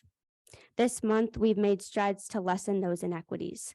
For example, the Equity Leadership Team is amidst efforts to create a workshop on microaggressions for freshman transition classes. Being a part of the effort myself and being able to work with other staff, I've felt both inspired and eager to turn a large idea for change into something actionable. Last month, I touched upon the need to address microaggressions, and we've taken small steps towards that. However, I, as well as my peers, are looking for how we can make required equity training sessions at least once a semester for teachers and students, teaching students and staff about how to teach, act, and live equitably and respectfully. And maybe we could even start doing so starting next semester. Not only is respect and equity a pillar of VHHS, it's a pillar of successful and mindful people. And every day we're trying to build a population of students and staff that embody that positive message. Thank you. Great. Thank you so much for your reports. And now we have arrived at the good news portion of our meeting. Yes, some of the things on my list, the students already covered. So thank you for including some good news of your peers. I will continue on with the good news and acknowledge that the D128 Unified Soccer teams finished first and second at this month's state championships. The LHS Storm is the state championship team with a 5-4 win over Neuqua Valley, and the Vernon Hills Storm finished in second place. Team members for Libertyville are Henry Bowness, Samuel Brown, Graham Sijka, Zachary Gilfand, Gavin Goldberg, Daniel Granados, Noah Hewitt, Elizabeth Karsten, Chase Miller, Hazel Morales, Shannon Murphy, Ben Newtall, Parker Newtall, and Megan Roberts. And for Vernon Hills and the second place team, we have Rachel Ackerman, Sophie Ackerman, Liam Angelos, Luke Angelos, Morgan Bedell, David Dubois, Albina Giza, Xavier Granados, Murray Hennigan, Joseph Mahler, Chris Morrison, Ben Peterson, Mackenzie Runke, and Haley Spytek. The teams are coached by Andy Compton, Allison Wilkin, and Sean Kelly. And I believe we even celebrated with the band marching around the school at LHS last week. So a good time was had by all. D128 was happy to welcome back senior residents from the community to Vernon Hills on November 3rd for a dinner and musical performance of Cinderella. That tradition had to be canceled or revised during the pandemic, so it was exciting to welcome back our special guests for this much-loved tradition. We look forward to hosting seniors next month at Libertyville High School. And finally, tomorrow, November 15th, is School Board Member Day in Illinois. Each year on this day, we honor those citizens who devote their time and energy to ensure the successful education of our children and our future leaders. The theme for 2022 is Partners in Excellence. And on behalf of the district, I would like to say thank you to all of our school board members and note that we truly value your partnership. I don't think that Iman knew this, but she brought cookies to celebrate. So we all received a thank you treat. for those. As well as I have certificates to recognize each of you for another fabulous year of service. So, and I think Mary would appreciate, once I give you your certificates, if we could get a quick photo. Let's speed this photo thing up. No, you can wait. You. Don't smile openly. So you don't have words. I know. Sorry. Yeah. Everyone knows exactly who the Philly board member is. Good take about. People changing locations. I don't know. Are we holding Kisa? I'm bringing mine. I'm proud.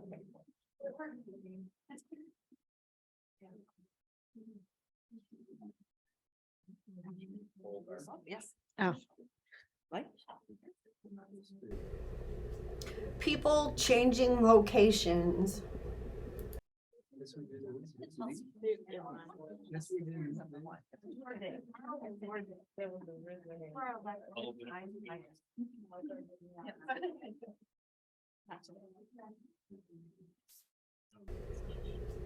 People changing locations.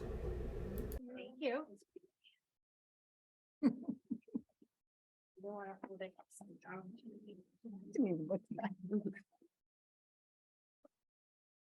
Does that conclude your That report? concludes our good news. Okay, great.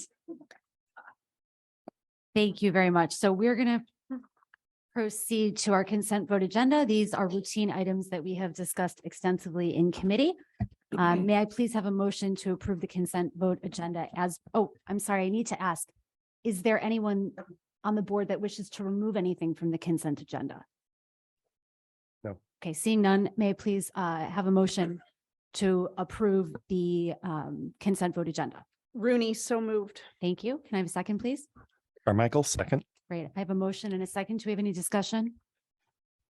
Seeing none, roll call, please. Batson. Aye. Benjamin. Aye. Carmichael. Aye. Hessel. Aye. Kulkarni. Aye. Rooney. Aye. Motion passes. Thank you. Moving on to action items, I will turn it over to Chairman Batson to take us through the items that have come out of the program and personnel. Okay, thank you. First item on here is employment of employees. These are a couple additional hires since our committee meeting. We had a few in the consent agenda, but these were new ones since then. So we'll call for a motion and a second for this. Hessel, motion to approve the employment of employees as presented. Kulkarni, second. Any questions or comments from the board? Okay, hearing none. We have a roll call, please. Benjamin. Aye. Carmichael. Aye. Hessel. Aye. Kulkarni. Aye. Rooney. Aye. Batson. Aye. Okay, motion passes. Next item on the agenda is one that's been discussed quite a bit. I'll turn this over to get some background information on the community education program. Thank you. So the information is on the board agenda in a memo that we discussed last week at Program and Personnel Committee meeting. And it's something that we've been exploring as administration, looking at the program and how that aligns with our District 128 mission and vision. And it is, a long-standing program. It's community education has been in place for 74 years. Over those years, there has been changes to the program, offering classes online to in person, trying it different ways, offering many different courses, putting course limits in place, or minimums in place in order to try to, run the courses and be fiscally responsible. Worked with local companies, and some of the courses are offered out in the community. So we do all the sign up, but then they're at a place. So, for example, they might be Glassworks, local company. So we have all the sign up, but it's done outside. So it's not in our facility. Some of our more well-attended classes tend to be, some of the baking or cooking classes, although there are still some baking and cooking classes that are offered and they're online. But because of we toured our consumer education classes last week because of our facilities. We're able to offer some of those courses or some of the dance courses or some fitness courses and woodworking course because, again, of the facilities. But again, we try to make changes to these courses. We just, fiscally, it's been difficult. Now, just to give you a little bit more background and some of the questions, I think, or some of the comments that, that came up, our focus really is primarily on our high school students. And that's what we, focus on, but we still have some offerings for adults. So we do some programs from Master Swim. We do partnerships with Vernon Hills Park District where their swim program comes into our pool. In the past, we have offered the track at Libertyville and Vernon Hills to a local running club. We have EL courses. Again, we don't run them. We offer our facility here, graduate courses, rentals for companies in the community. So we have a lot of things that we have partnered with. And so, looking at, what can we do moving forward with, community education, our goal is to work with our local government entities to, offer some of our more well-attended courses. And we've had conversation. I had some follow-up again today with Village of Libertyville and Vernon Hills, some of those courses and what we would be willing to open our doors. And I think, looking at Master Swim, it's our program. So we run it, we hire the coaches. We might be able to look at Northwest Wind Ensemble and how we can offer that still because of our facilities. So right now there's 43 members signed up for Northwest Wind Ensemble. That's our biggest class, but it's not really a class. It's a little bit different than a class, but it's something maybe, we can maybe run like a Master Swim program.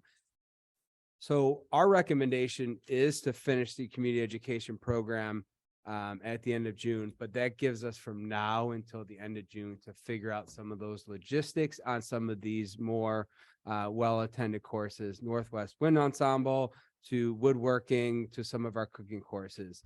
And I know that working again with the Village of Libertyville, Village of Vernon Hills, their park district, and even the libraries. There's a lot of offerings I think that adults have, but we're willing to open up our facilities and work with them.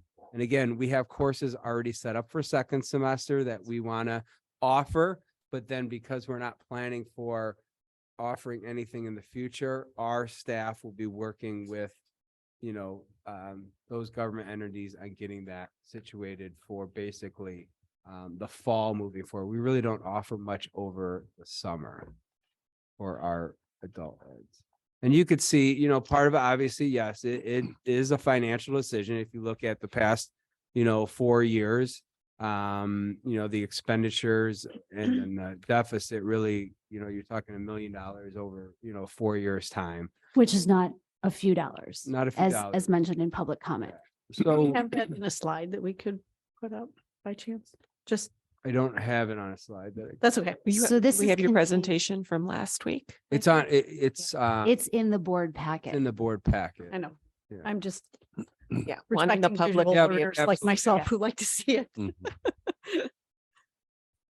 So again, this was a difficult decision, I think, because again of the history of community education.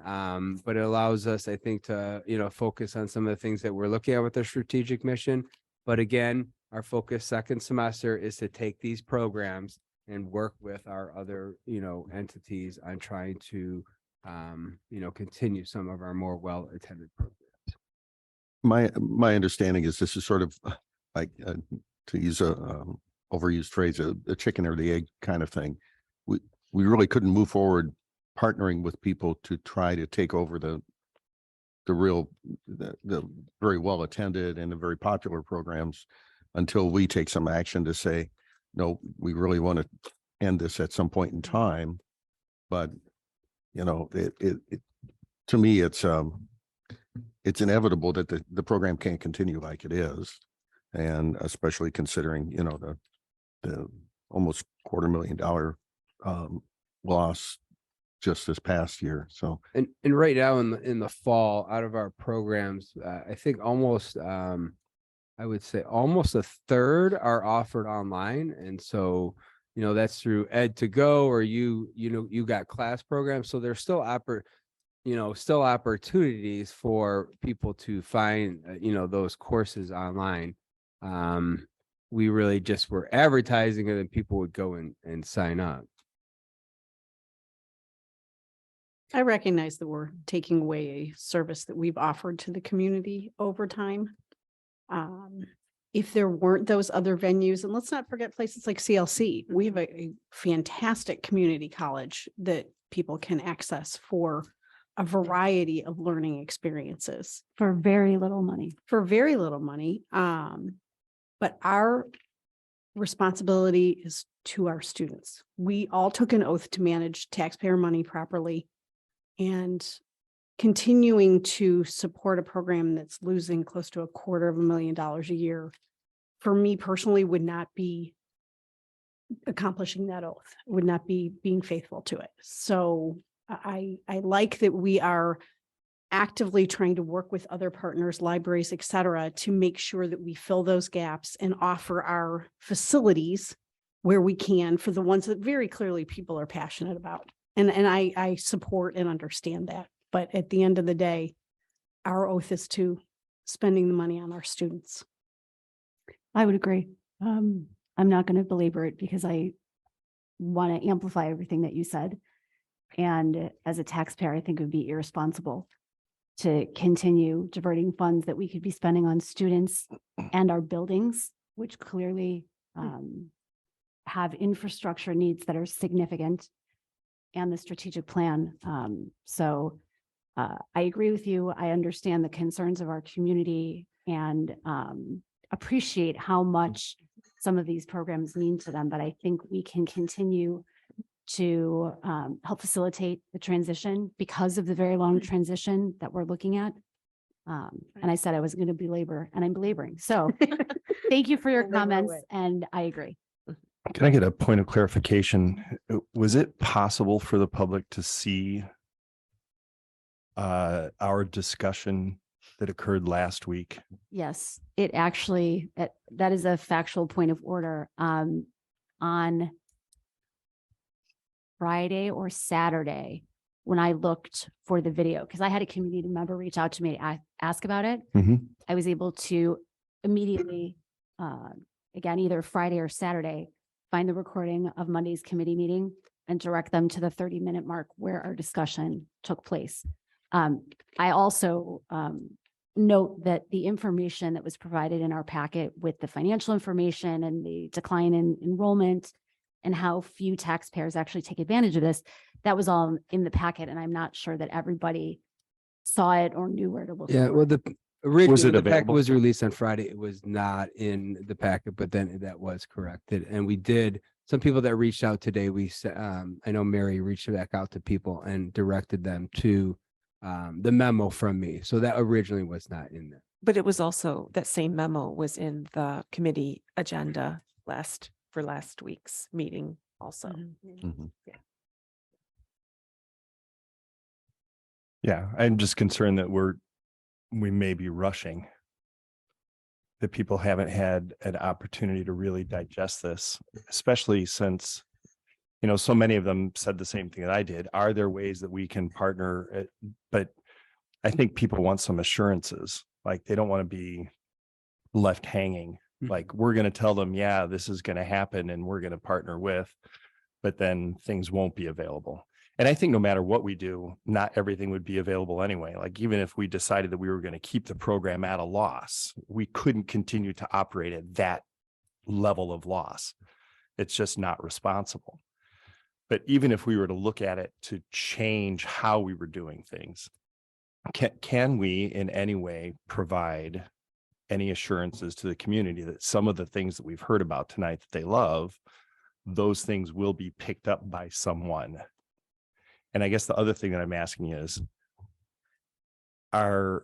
there any reason that we should not delay until the next meeting? Like, do we have to vote tonight because there is something that requires us to put something in motion that allows something to happen? Or could we delay another 2 weeks? Because we have both the committee meeting and the general meeting on the 12th. Yeah, early in So that we could maybe reach out and actually get some feedback from those, because I know that you've reached out to them, but I don't know what kind of interest level they have that would allow us to assuage some fears of the people in our community who feel like they've just gotten the rug taken out from under them. So I'm asking, I guess, two things. Can we provide them any assurances? And secondly, can we delay a couple weeks? Is there anything stopping us from doing that?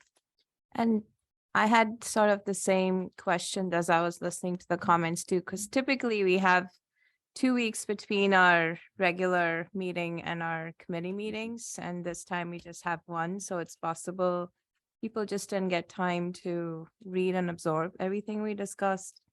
And second is also, we like to offer these through other channels, but is there any way that we can delay this discussion until we get a little further in that opportunity seeking?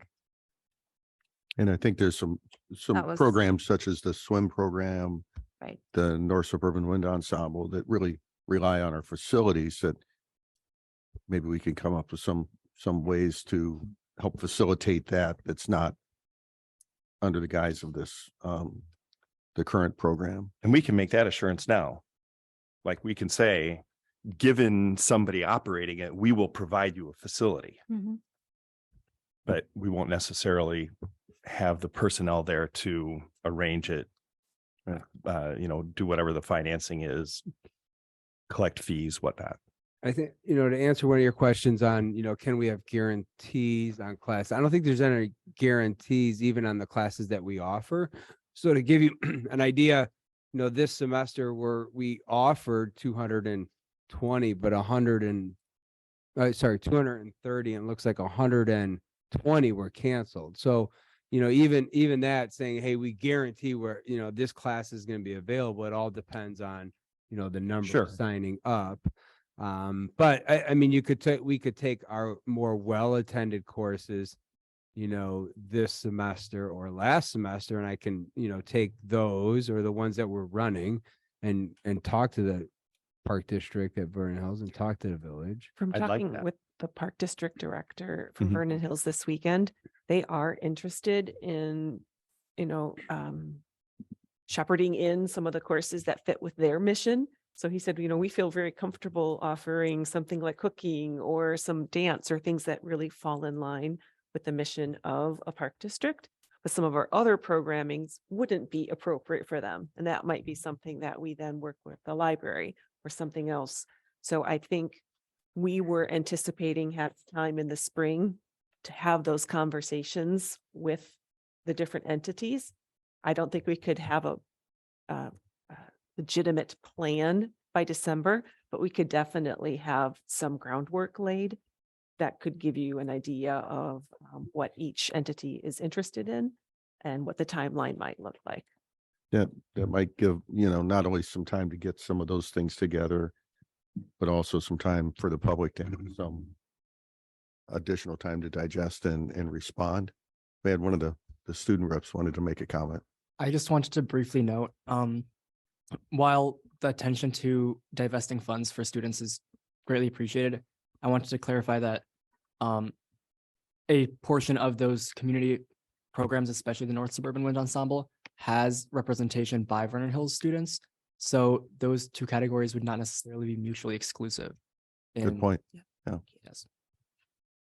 And that certainly would be one of the popular programs that we'd be looking to transition to another entity so that it would not have to cease. Mhm. Alternately, is there any sense in gradually scaling back the program semester after semester and just kind of seeing which community entities were willing to take on said programs kind of little by little? I don't know if that's really feasible, but just kind of given the community attachment to so many of these programs, is it something that we could manage kind of incrementally over time, almost like a take back of community programs to the other community entities versus just doing this cold hard stop? I don't know if that's feasible. I think your difficulty would be that you still have, so your major costs are your staffing. So if you decrease the amount of classes moving forward, you're still spending, the Anyhow. same amount of money and decreasing. And that, that was part of our recommendation why it was to continue to end it at the end of June, because then you're really looking at from January to June that we have 2 staff members and me really working with our government entities on transferring that stuff. But, and we can start on that stuff, actually as soon as the board makes a decision and start that process. And I realize with the November, we just talked about last week, and it's less than a week. With the normally, again, as Sanal said, that's normally 2 weeks to process and answer questions. But if we delay it till December, we're still set up for second semester. It's just then, us starting that process after December board meeting. And just to reiterate that the gradual release of courses, the individual courses themselves, we try to make sure that the enrollees pay for that instructor. That $250,000 are all of the overhead costs. So I just want to be really clear with that, Yeah, that thank so you. That pulling doesn't back go a away few if you- classes Right, would just- actually make the ones we run more expensive per class. Right. That actually makes a lot of sense. Thank you for clarifying. So I think there was one other question Don you asked, which is by when does this decision have to be made is one, and is that decision necessary for us to start looking at the alternative options, or can those be done in parallel? So I think the only issue is if you don't make a decision and we do all this work and then we decide not, to discontinue the program, that would be the difficulty, is if the board, but looking at, I think, timeline, if there was a decision in December, I think just because of the winter break and other stuff, I mean, are we going to get on this tomorrow and start on that process? With a lot of other things going on, it would probably, I don't think that December would, But I do think there is time sensitive things with us starting to build a budget for next year. Mhm. Right. This is has been a large expense. Yep. So we need to know where those funds are going to be used. And then if you do decide, we can divert those funds toward other emerging needs. Yep. I think what I'm hearing is we realize that the program can't continue as it is. There's just some concern about some of these very popular programs, some of these things that we could, and maybe we're the only place to house them, such as the North Suburban Symphony or Wind Ensemble, that that we have some plans in place and we have some understanding of how we can help continue to facilitate those very popular programs and partner with our other community partners, rather than just dropping everything and letting people fend for themselves. So I think I'm speaking for myself. Yeah. No. And that's what I'm saying. And that's what I'm saying is I think our intention is we know the program's not going to continue, but we want to make sure that those programs have a new home or a new process or a new thing to be able to support those community members that have been so loyal to these programs for so many years. So I wonder what my fellow board members and our administrators who guide us so well think about asking for a motion to table this until the December committee and board meetings. The motion would be to postpone. The motion be to postpone. Yeah. Tabling means you're just going to do it later in the same meeting. Postponing gives you a date. Thank Postponing you. to the next, yeah. Then we will postpone. I will instead ask for a motion to postpone it to the committee meetings. That will give a little bit of time. Most importantly, I think, to allow the community to digest the information that they may not have had the chance to digest. Gave Bryant a chance to do a little bit more legwork on the programs that we've identified an interest in facilitating the continuation of through a different community partner, with the understanding that this program can't continue. I would support that. Great. So can I please have a motion to postpone this until the November committee? December. The December committee and board meeting, which will happen on the same day. Rooney, so moved. Carmichael, second. Thank you. Any And just to further be clear, discussion? the actual motion will be, the vote will be at the board Board meeting, not the meeting, committee. meeting. Correct. Just to be. Well, we'll probably discuss it We'll at have the committee and discussion at then the committee meeting Have- and then yes. vote at the board meeting. Which happened the same. Yeah, evening. which is, yeah, they're all compressed. Yes, because December, we do it on the same night. Right. Thank you for the clarification. I have a motion and a second. Do we have any further discussion? Seeing none, roll call, please. Take your time. I did. Carmichael, second. Carmichael, Aye. Hessel, Aye. Kulkarni, Aye. Rooney. Aye. Batson. Aye. Benjamin. Aye. Great. Okay, that motion passes. And thank you for your patience and understanding, and more to come on that topic. Thank you to our administrators for their Yes. flexibility in that. Yes, Mhm. yes, thank you. Next, coming out of the program of personnel is the BHHS Community Liaison position.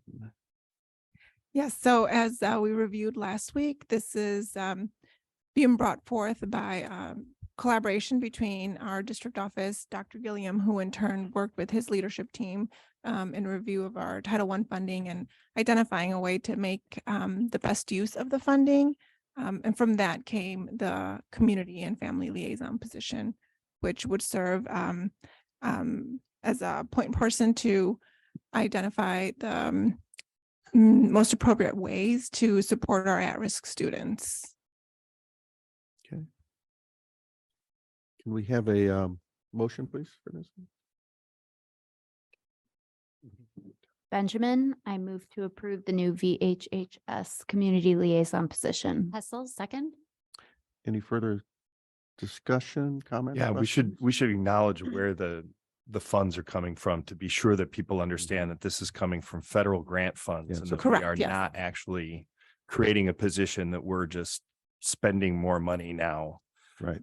Like at one point, one of our letters said, how can you hire this new position and you'll kill this program at the same time? Funds are coming from different places for these. Mhm. Right, so this is a federal grant that we have started to receive 2 years ago. And so it is something that we will continue to receive, and it'll fund the position. And the you. funds are earmarked for at-risk students to be able to support this type of program. So, Correct. And it is a use it or lose it type of thing. If we do not use these federal grant funds, we just lose them, Correct. We get a small rollover, but we don't, but We we don't- lose the rest. yeah. Thank you. Okay. I just have, would ask you to clarify one more thing, and that is, Vernon Hills High School is the school that qualifies for Title I. So if you can just kind of explain that for the population here. Sure. So Title I dollars are generated by our students who are on free and reduced lunch. However, when the application is completed, we have to rank the schools by average poverty levels. So when we do that, The average poverty level for the district is 8%. So both of the schools would have to have a minimum of 8% average poverty level to be able to use the funding at that school. So currently LHS's poverty level is about 3.4%, and Vernon Hills High School is a little over 11%. So that when we rank the schools, it tells us that LHS is not eligible to receive the funding. Therefore, we have to spend all of it at Vernon Hills High School. Thank you. Okay, any other comments, questions? This is good work. Thank you. Could we have a roll call, please? Hessel. Aye. Kulkarni. Aye. Rooney. Aye. Batson. Aye. Benjamin. Aye. Carmichael. Aye. Okay, motion passes. And the last item coming out of the Program and Personnel Committee is the 22-23 superintendent goals. Right. And as we talked about last week, we've been working on these for a while, so I appreciate all the feedback. And even last week, there was one new addition added. So I just wanted to bring your attention to that. There was a fifth goal that is linked to our innovation. One of the things that we realized is that the other foundational goals all had links to either a financial goal or a board relationship goal or something like that. So we rounded it out and added one more, not fully developed yet, but one to make sure that while we're moving forward with our strategic plan, that we continue to foster that spirit of innovation and, really value new ideas and new ways of solving problems for students. Good idea. Okay. And we need a motion. We're going to approve these tonight for this year. Okay, so could we have a motion and a second, please? Move to approve the Carmichael. Move to approve the 22-23 superintendent goals as presented. Rooney, second. Okay, any further comments, discussion? We've been talking about these for a long time, as you mentioned, and these are all good goals. So we look forward to seeing some of the results of these. So. And if I could add, the next step in the process, since we're, when we approach mid-year, Dr. Herman will do a self-evaluation in Super Eval, the software that we implemented last school year, this calendar year. And then we'll all have the opportunity to make comments and match them against the targets. Okay. That should be coming to you prior to winter break. Sounds great. Anything else? We have a roll call, please. Kulkarni. Aye. Rooney. Aye. Batson. Aye. Benjamin. Aye. Carmichael. Aye. Hessel. Aye. Okay, that motion passes, and that's all the program and personnel items on the agenda. Great. And then we'll turn it over to Casey Rooney to take us through the action items coming out of the Facilities and Finance Committee. All righty. Well, the first one is the 2022 tax levy. We've discussed this evening, as well as February, multiple board meetings. Obviously, this is one of the most important things we do as board, is make sure that our schools are properly funded. Dan, do I need to turn it over to you? Oh, you want to turn on that other presentation I got for you? Yeah. No, okay. The 40-page one. Let's do it again. Let's do it one more time. Yeah, this is I can't say this any more seriously. This single decision will have the most significant impact on the district's long-term financial stability. This is very significant. And the importance is not lost on us. Point of clarification, Dan, do I need to, when asking for the motion, do I need to reference the dollar amount or? You don't have to. Okay. Nope, just it's whatever as it's written there. Okay, then I'd like to ask for a motion to approve and adopt the 2022 tax levy certificate and included resolutions as presented. Carmichael. Go ahead. Go ahead. Batson, so moved. Second, please. Kulkarni, second. Any discussion? Any more discussion? No discussion. I just want to thank Dan. You do such an excellent job. Yes. Planning this, communicating very important and serious financial information in a way that not only we can digest, but the community can digest. Your work on the FAQs this year, I thought was especially valuable, and we are very grateful for the work that you do. And Hear, I'll hear. just- I'll Yep. just make one quick comment. The TIF district, the TIF program that's coming offline that we're capturing with some of this additional, what looks like big increases, but we're really just capturing that. It's been a long time in coming. I've seen that for many, many years. Having been, even on prior boards when that was in place and knowing that we've not had access to that funding for all these years, and now we'll be able to capture that. That's a great thing for the district. Yeah. If anyone in the public is looking for those documents and that information, we discussed it in our October committee and board meeting, as well as November committee meeting. So there are ample opportunities to find and research that information. And will the FAQ possibly be made available on the district website financial department page? It is.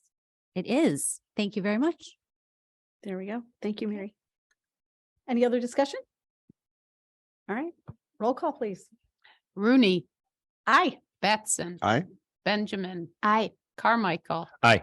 Hessel, Aye. Kulkarni. Aye. Motion passes. Good work. Moving on to the fiscal year 2023 state maintenance project grant application. I'm going to turn that over to Dan. Yeah, as discussed last week at the committee, there is another $50,000 matching grant for, it's called the School Maintenance Project Grant. Again, this isn't normally considered a every year thing, but this is 2 years in a row now. And so we're excited for this opportunity. So there's $50,000 matching from the state, which essentially means you have to do a $100,000 project. The state will match 50,000. So the project has to be a minimum of 100,000. The funds, it can't be a project that you already have going on. So the work can't have started. You couldn't have approved any bids, something like that. That it has to be preliminary stages. And so work with Mark and identified the Vernon Hills roof number 16 that's included there is going to be on the list for this summer, which would fall under the category of permanent improvement projects. The different categories from the state, we don't really have things in those categories that would qualify. But we're very, very optimistic that we will be granted this. This is a very simple process, but it does involve formal board action and signatures and uploading documents to the state, all of which I believe I've attached for you there. So yeah, we will file this, and if knowing based on how it's worked the last couple of years, usually with grants, you have to spend the money, then you turn it in a expenditure report, and then they send you the money. ISB usually sends this money right away. So after they approve the grant, usually they send the money pretty quickly. They don't wait for you to ask for an expenditure, which is nice. You don't see that very often. Any recent past projects that this grant has funded in our schools come to mind? Yeah, I did roofing last year. I can't remember I think it was maybe this building. Beyond that, I don't remember off the top of my head. So But we have used this federal grant money for projects like this in the past. absolutely. Thank you. We definitely want to take advantage of this opportunity, seeing as how we have no shortage of capital projects that we can use it for.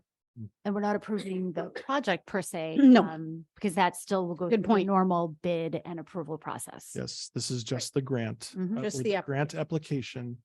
Once we're approved for that, Mark will get going on other things, and there's other things going. Yeah, so this does not obligate the district to actually do the project. This is the application for the grant. Thank you for that clarification.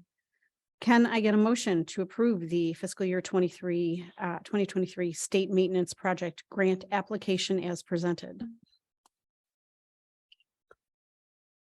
Batson, so moved. Benjamin, second. Any discussion? Further discussion? All right, can I get a roll call, please, Carol? Batson, Aye. Benjamin, Aye. Carmichael, Aye. Hessel, Aye. Kulkarni. Aye. Rooney. Aye. Motion passes. Moving on to the next item. NIHIP designee, am I saying that right? Yeah, so this was something that came honestly like right after we had our committee meeting, so it wasn't able to talk about this in committee. But it is timely, NIHIP. So we are part of it's called the Northern Illinois Health Insurance program, which is it's a self-funded pool for insurance. So this is how we provide health insurance for our employees, health and dental insurance, life insurance through our employees. The bulk of the benefits that we provide to our employees is through NIHIP. So it's a pool of several districts, a lot in the Chicagoland area, all in the Chicagoland area, that pool their resources together and self-fund an insurance program rather than paying directly the money. So that means the money that's left over at the end of the year, if there is, the claims were bad last year, but other than last year, money that's left over stays within the pool. And so then we get to use that to offset premium increases there. So one of their bylaws requires districts to designate, to officially designate a member to that. And so they're asking districts to do that again. And so typically the designee would be the chief school business official, which is what my role is for the district. So they want a primary designee and then an alternate, and Brian wants to be the alternate. I'm sure he was clamoring Mhm. for the post. How often do we have to renew this? You know, I don't know. It comes up every couple of years, I believe. It kind of depends on, it depends on how NIHIP. And this is only appointing the designees. It's not renewing NIHIP, any contracts or anything that happens elsewhere. Yeah. It's just Just who's going to documenting, represent us. documenting that the board is authorizing this person to represent Yeah. the district. Dan has a seat at the table. Mm-hmm. Yeah. Okay. Can I get a motion to approve the NIHIP designee resolution as presented? Hessel, so moved. Batson second. Okay, any further discussion? Oh, thank you, Dan, again, for your time and energy towards an important organization. Carol, roll call, please. Benjamin. Aye. Carmichael. Aye. Hessel. Aye. Kulkarni. Aye. Rooney. Aye. Batson. Aye. All right, motion passes. Moving on to disposal of obsolete equipment. Looks like we have a basketball machine that needs to be disposed of. It's pretty self-explanatory. Dr. Dish. What is it? Move to approve the recommended disposal of There obsolete you equipment go. as listed. Hessel, second. Excellent. Any questions, conversation? No? All right, roll call, please. Carmichael. Aye. Hessel. Aye. Kulkarni. Aye. Rooney. Aye. Batson. Aye. Benjamin. Aye.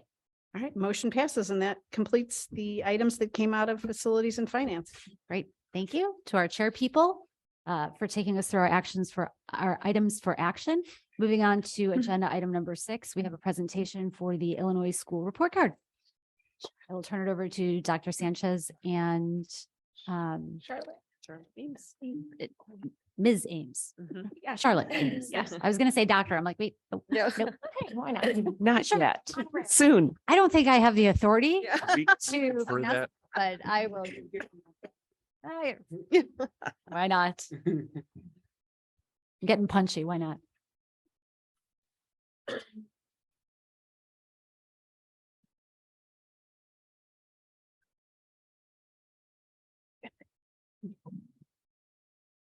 Well, good evening, and thank you for having us again to talk about our Illinois report card.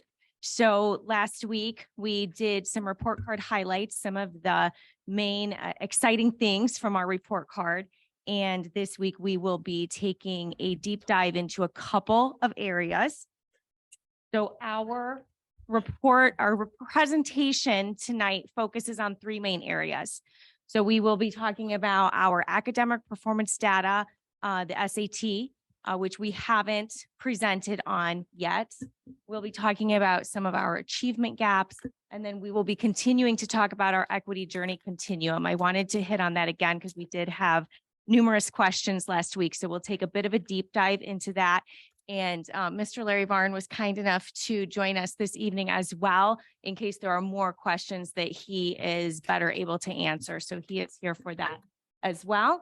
And there is an attached report. So this covers just a tiny bit of what is in that report. So there is much, much more in the attached report and even more in the report card itself, but we will take a deep dive into these areas. So this is the SAT data, and the SAT is reported in two sections, the ELA section and the math section. So we will look at the ELA section first. On this side, you can see the various levels that College Board puts out for scores to meet certain levels. And anything that is a 3 meets standards or a 4 exceeds standards would be considered proficient. So on the next couple of slides, you'll see the data presented as percent proficient. So that means students who have achieved that level 3 or 4. So these are the ranges for ELA. The math ranges are slightly different. So this slide shows the 5-year trend data, and you will notice that 2020 is missing. So our 5-year trend data goes back to 2017. A couple of things to pull out of this particular set of data. Our proficiency in 2022 is more than double that of the state. So that's a definite point of positivity. If we look at the trend, we do see a decline in that rate of proficiency, and that's true across the state. And we have, of course, reason to believe that this is partially pandemic related.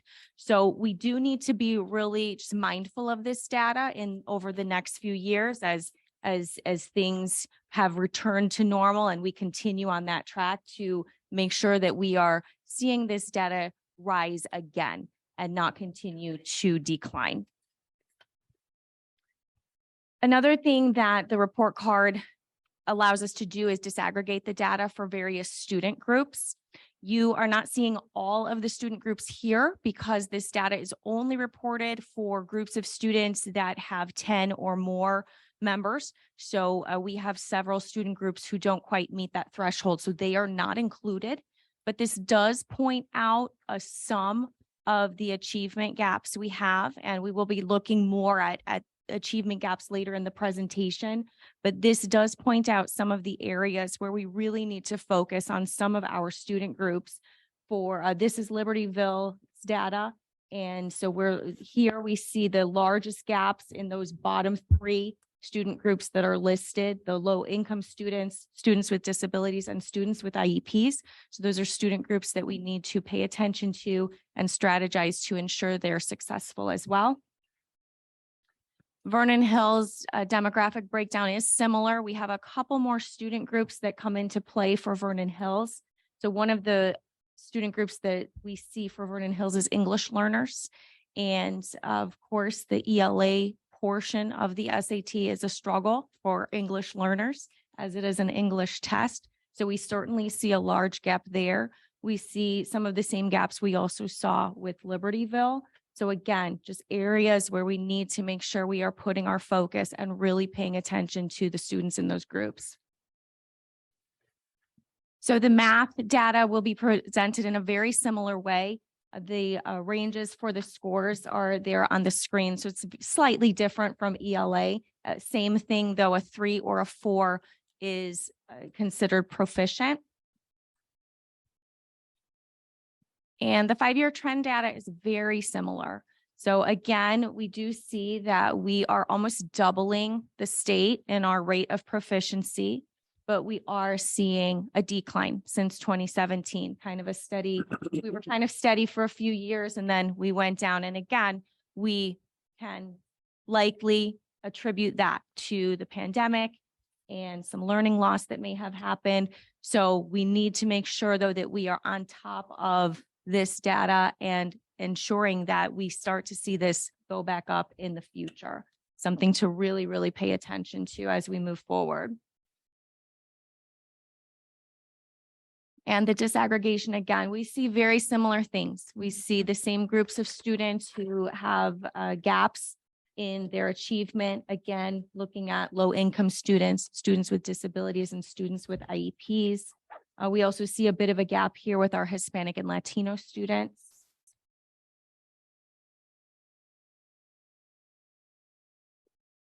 And again, very similar. The data continues to be similar as we go. So it really does give us a view of student groups that we need to be strategizing and finding solutions for so that we can so that we can help those students ensure their success. And of course, the more student groups that are being successful, that's going to raise the overall proficiency as well. So it all works together. Okay, and I'm going to turn this part over to Yesenia for the achievement gap. The following slides are going to show the achievement gap at each of the high schools. We're going to look at Latino students and white students, as well as low-income students and non-low-income students, and then students with IEPs and students without IEPs. Neither school had a large enough student Black population at the junior level, so we need at least 10 students who were juniors taking the SAT for us to be able to report on the Black student population, but we can report on it as a district. So that will be the last slide where we will look at that as a whole.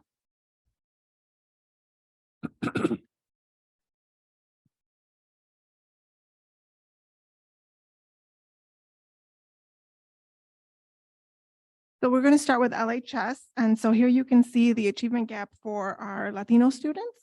So in ELA, the gap for 2022 is at 13%, which is an improvement from 2021. And in math, the gap is, there's a 19% gap between our Latino students and our white students, which is also an improvement from 2021.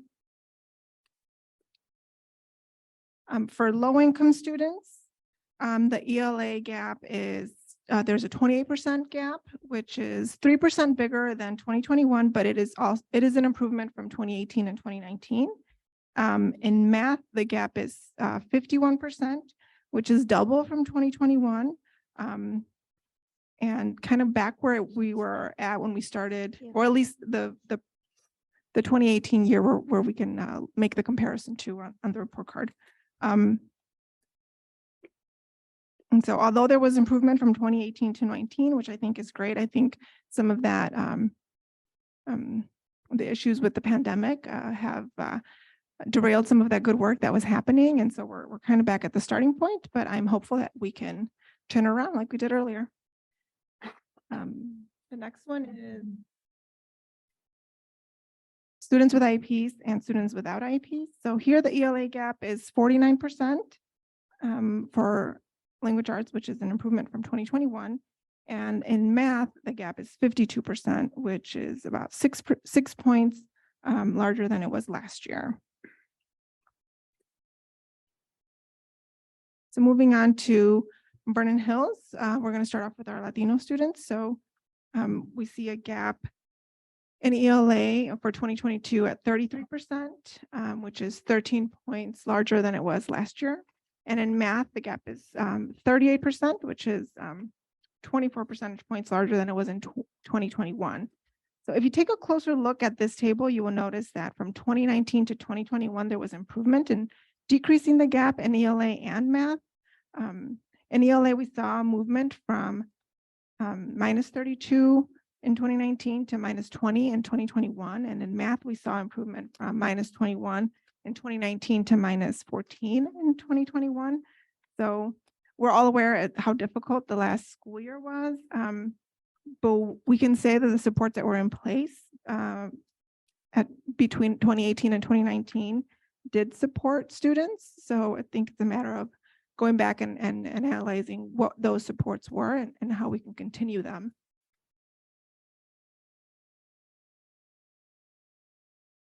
For low-income students and non-low-income students, the current, or for the 2022 school year, the gap is at 50%, which is 14 points higher than it was last year.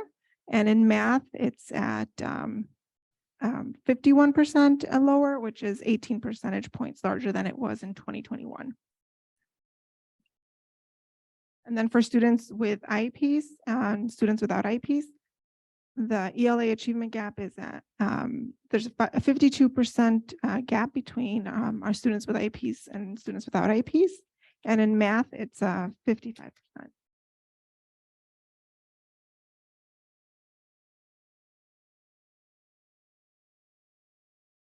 think it works better when you're far away.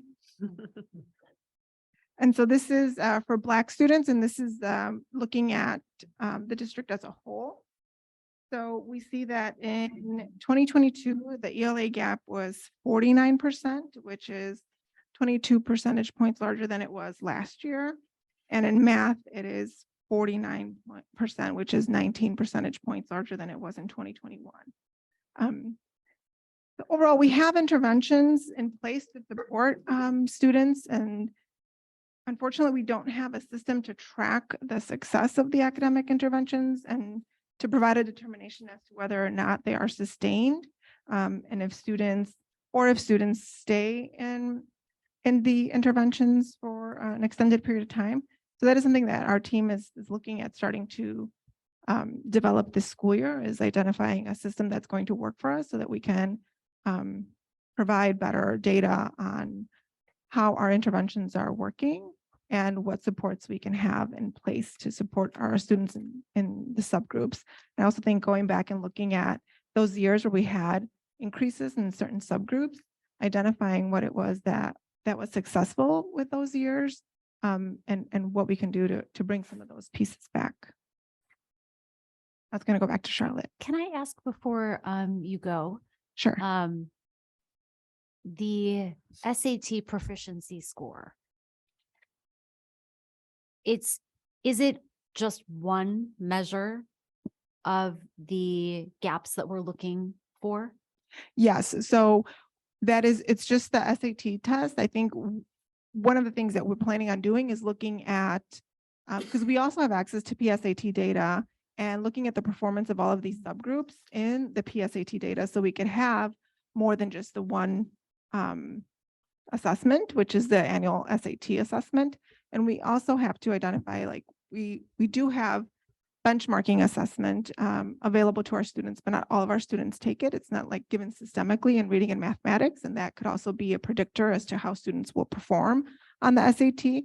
That is something else that we are looking at developing for further use. Right. Yeah, I think that's a good point, because what you look at this data, excuse me, and what you don't think about is the fact that each one of these columns represents an entirely different set of students. Correct. With a whole entirely different set of challenges and whatnot. And the fact that 2022 was really a very difficult year, starting in hybrid and doing, that was probably the worst impacted year of any of the COVID situation. So, you have to sort of put those things into perspective, that these are very different kids taking the test each year, and maybe not even, in 2021, maybe not even everyone that would have normally taken it took it because of the situation we were in. So it's interesting data, but yeah, I'll be anxious to see some of that other as well, to see PSAT versus the SAT and see how the cohorts actually fall. Right. I think the cohort data is what we'll be looking forward to. And with Charlotte on staff, we'll be able to do a much more sophisticated way of saying, class of 2024, here's how they scored as freshmen, and here's how the subgroup scored. We use that data for interventions, and then here's how we were able to close the gap their sophomore year and their junior year. So I think that's for the national test. I think the other thing we are looking for is some local assessments that are common. So we invest in STAR Math and STAR Reading, but not all students take both of those. And many schools do use those as local indicators where all students take that, and it gives us a more real-time version. And then finally, we could also continue to explore some other common assessments that our departments or teachers might offer that are even more closely aligned with our curriculum. Yeah. And what kind of struck me is the groups that did well, they also did well by a pretty significant margin. The groups that did not do well didn't do well by a significant margin. And I was kind of wondering, all these groups went through the same pandemic experience, but why is it that some of them did so differently than the others? And that's kind of what I'm thinking about. I don't know how to answer it. I'm guessing that life circumstances for some of those students just changed because of the pandemic, and are not able to get the support needed to take SATs many times and tutoring and all of that. So that's kind of where my head was going, and seeing what we can do to support, those populations. Yes, there are definitely, I think, external factors with, especially when it comes to our at-risk students or students who typically have a harder time with these exams, but there are, supports that we could put in place to support them here at school. And I think I'm interested in other ways, in addition to the SAT, of measuring if our supports are successful. Because while I understand the SAT is the statewide standard, and it makes it very easy to see across the state and across all of the subgroups how people are performing, I think there are also additional ways for us to assess if our supports are successful and adjust them based on things other than the SAT. Yeah, so that is something that we identified early this school year, is that we don't have a system to do that. So we do have to develop that. And I know that Dr. Ellis Bone is going to help me with that.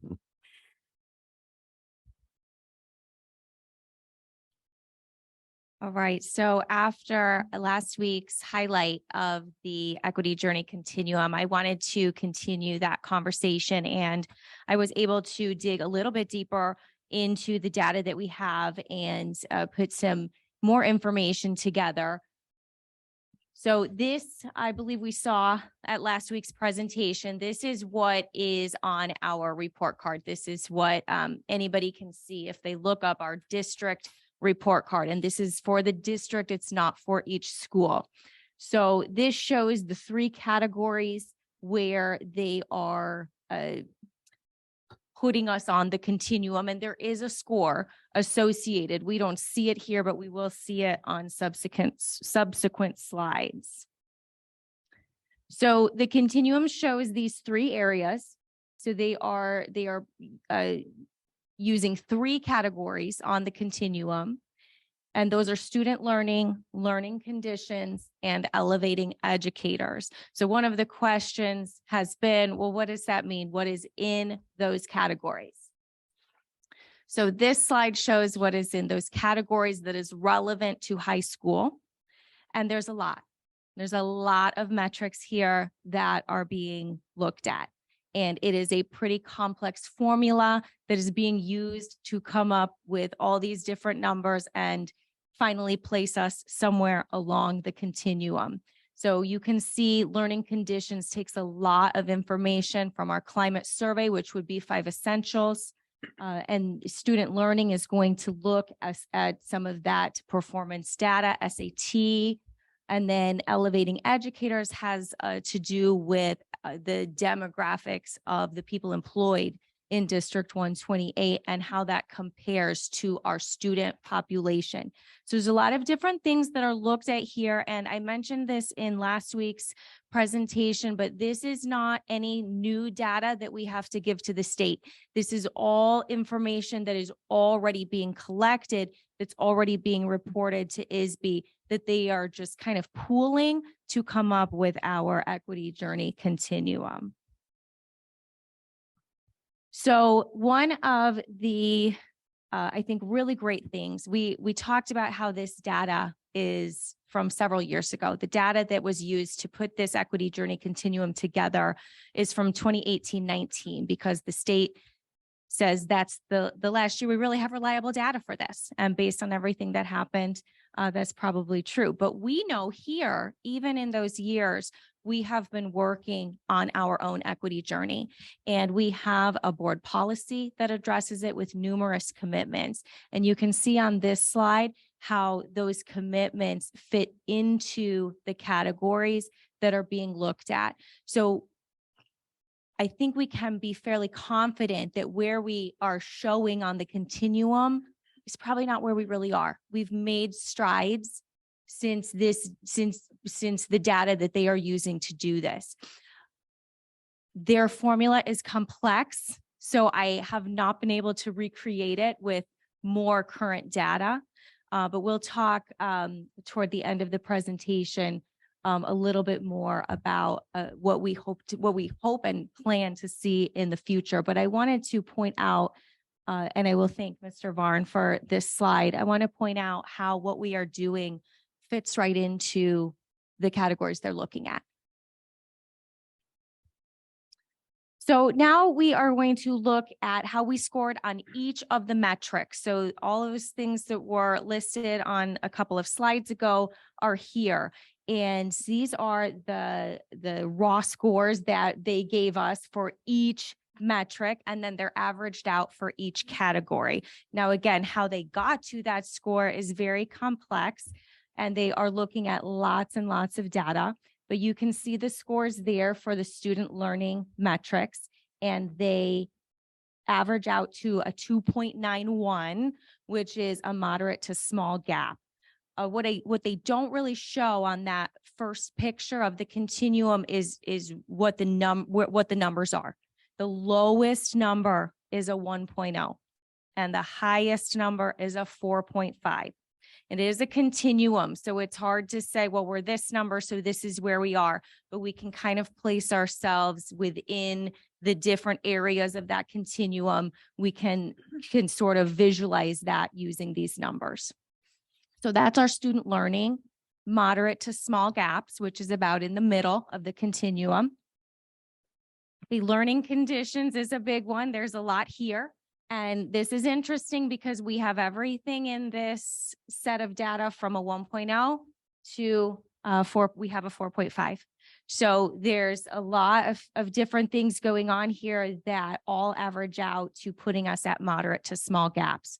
So again, we have likely made strides in some of those areas where we are reporting low. We don't see that yet. We will see it next year when this is reported with newer data.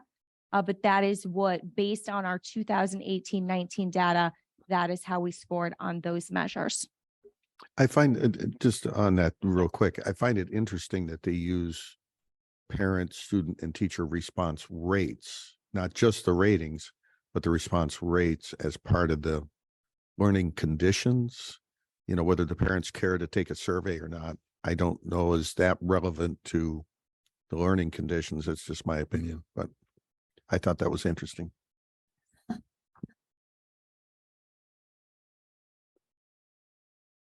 And this is the area where we scored the highest small to minimal gaps. And you can see our various scores in those metrics. So in elevating educators, 4.12 small to minimal gaps. So we have seen now, based on that older data, where we have fallen along the continuum. And again, we know that things have happened since then.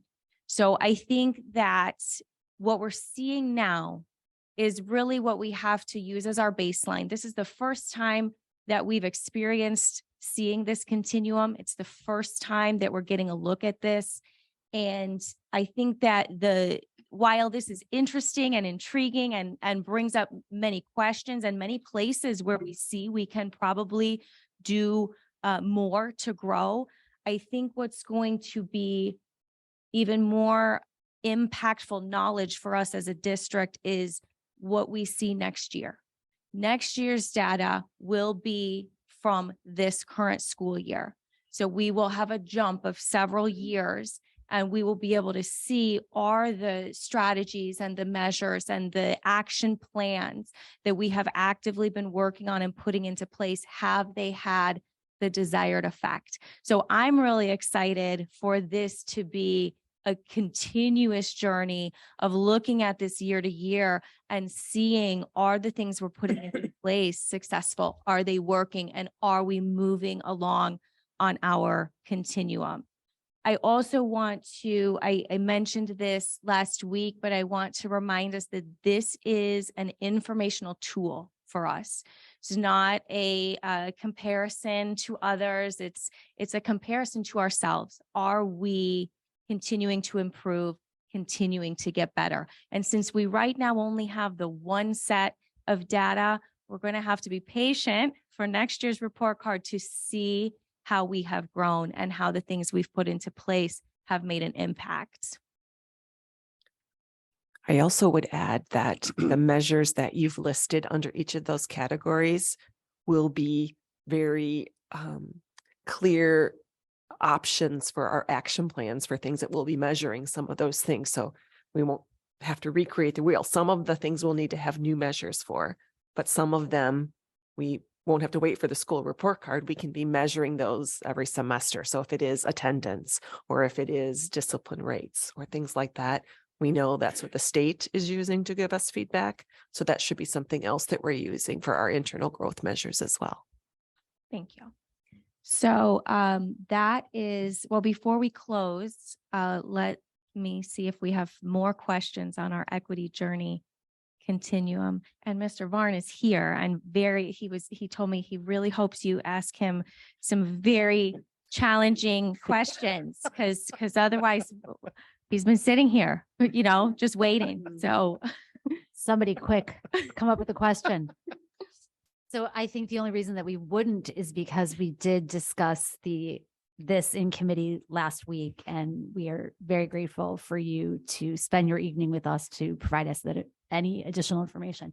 Does anybody have any questions?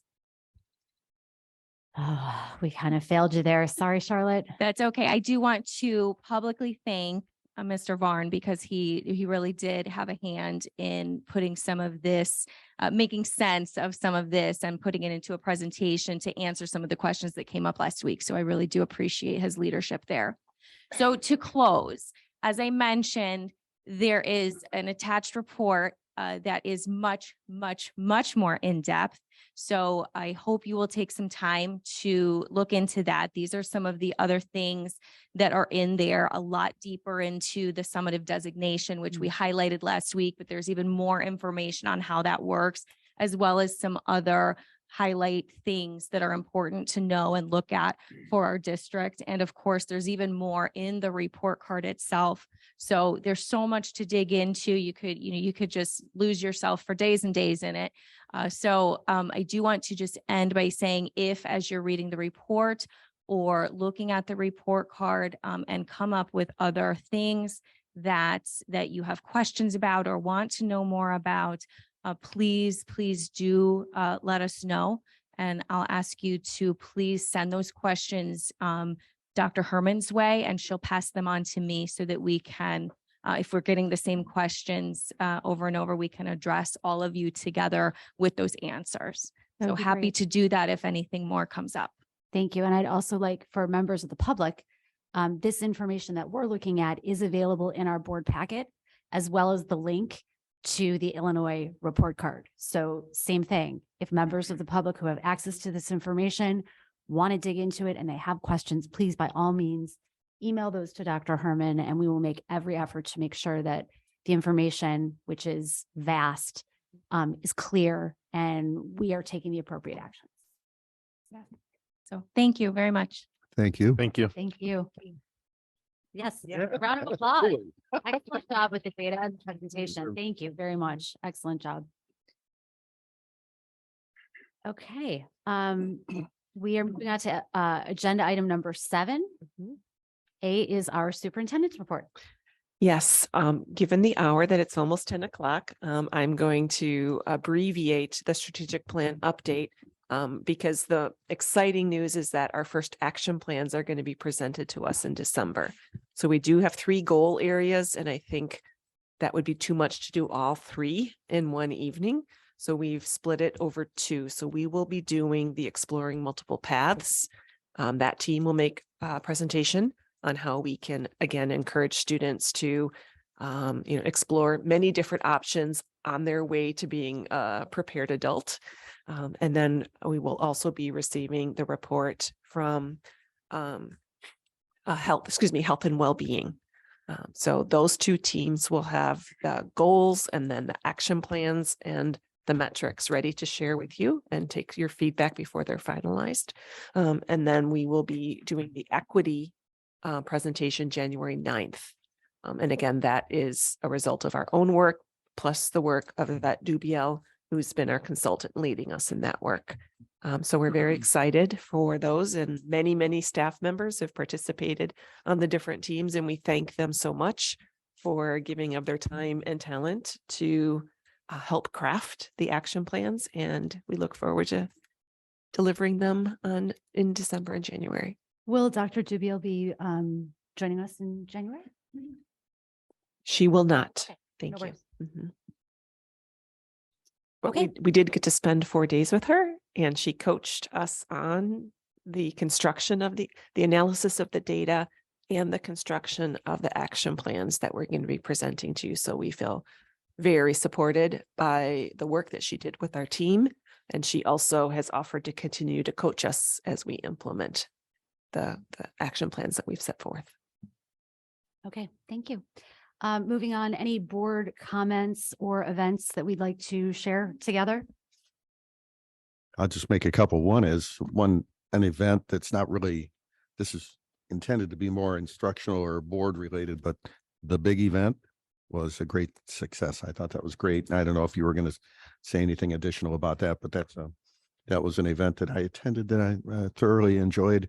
I had a couple other things. The EdRed School Safety Committee. There's a committee within EdRed. EdRed's our school advocacy group. So we had our first meeting a couple weeks ago, and it's about 14 of us right now. It includes board members, administrators, all kinds of people from the education environment, so to speak. So more to come on that, but it was more of an introductory and trying to get some baseline there.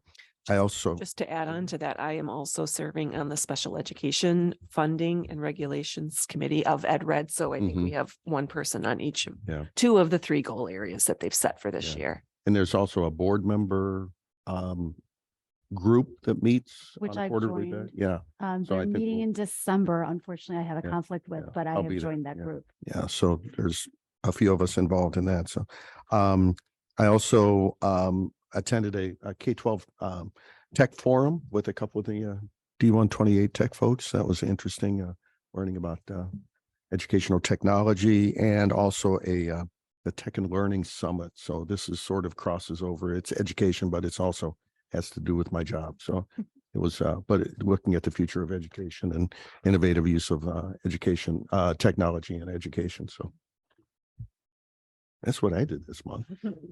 Sounds great. Thank you for sharing. Anybody else have anything they want to share?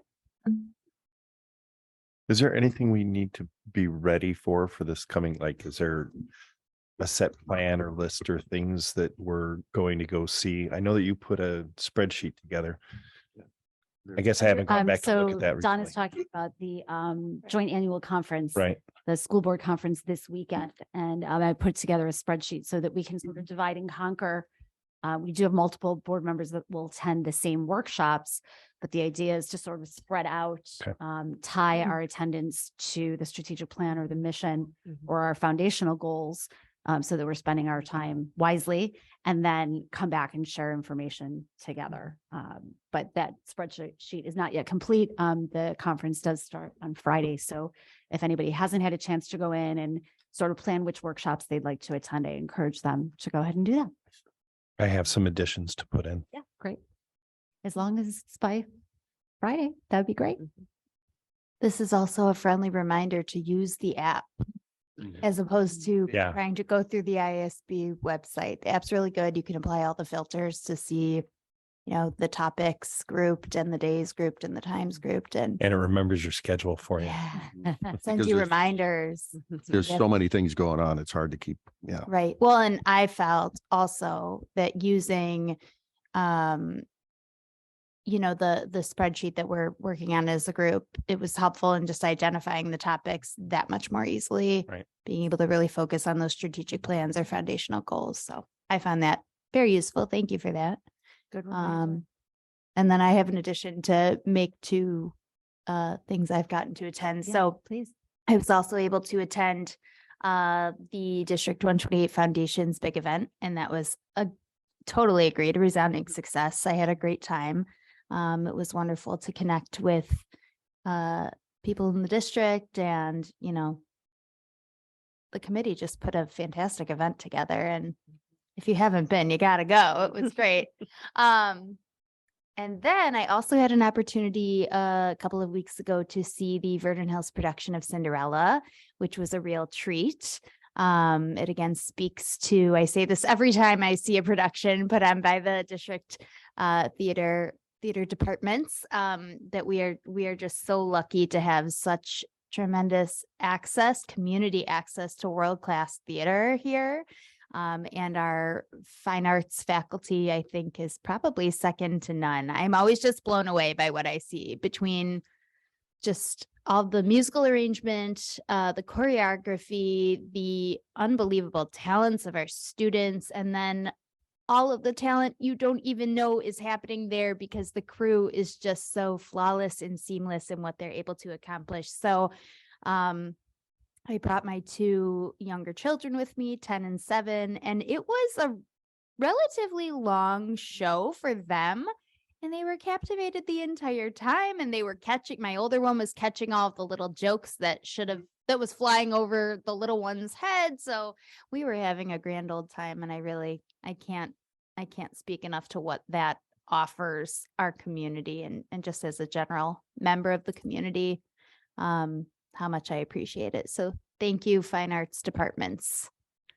And I heard the same thing. I was able to attend with some of my fellow board members and community members, the Vernon Hills High School senior dinner.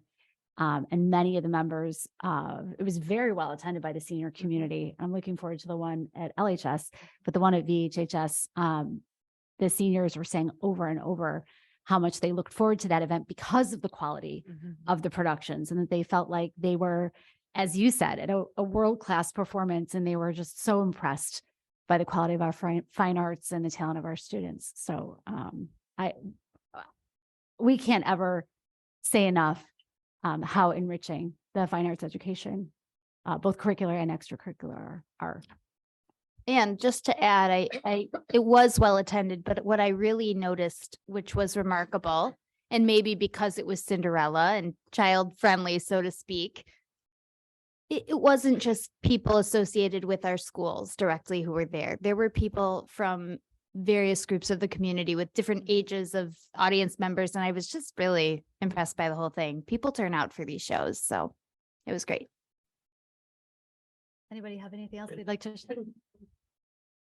I just wanted to share one last thing in relation to the presentation we received on our school report card.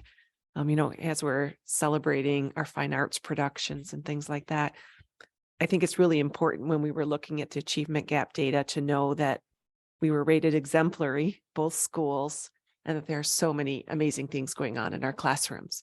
But we also have to hold, it's also true that we have a group of students for whom we know they can achieve higher. We know that they're capable of more. And I just want to keep reminding us that both things are true. Yeah. That we have amazing educators who are doing amazing work in our schools, and we have some groups of students who need us to be doing something more or differently. And we're committed to doing that. So I'm very, very proud of our report card. And I know sometimes it's hard to look at some of those gaps, but we're the people who are going to be able to make things happen. And I'm just very proud to be a part of this group. Well said, Dr. Herman. Thank you. Moving on to the IASB report, please. It's really what we talked about, the conference coming up this weekend. A lot of information in your packet that you got tonight, including your badge. Don't forget it. And the spreadsheet. I think that's helpful. If for no other reason that I get a sense for what other people are doing and attending, and I can try to avoid and or supplement that with something different. So sure. That's good. But I would say if there are multiple people that really want to attend the same thing, please feel free. Don't feel like you can't attend something because other board members are, but I'm very much looking forward to the opportunity. It's a great boost for our governance, for our education as a board, for our team building as a board. And we really appreciate the chance that the community gives us to attend this as a group. No CEDAW report. Any other reports before we move on to future agenda items? I have a suggested future agenda item moving right along. I would like us to take a look again at our board policy regarding public comment. We discussed after the pandemic whether or not we were going to leave email public comments in place, and we decided as a group to do that as a service to our community because not everybody was comfortable coming in person.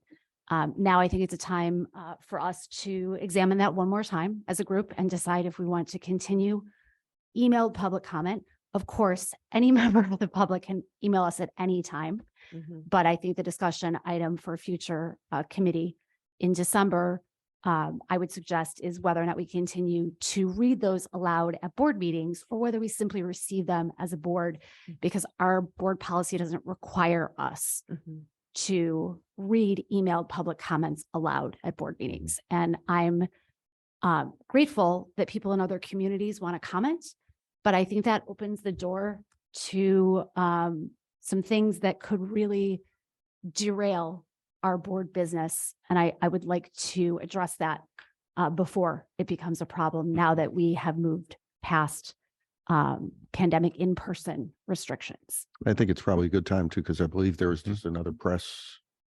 We distribution of updated, some, so, yeah, some, we updated that one in August.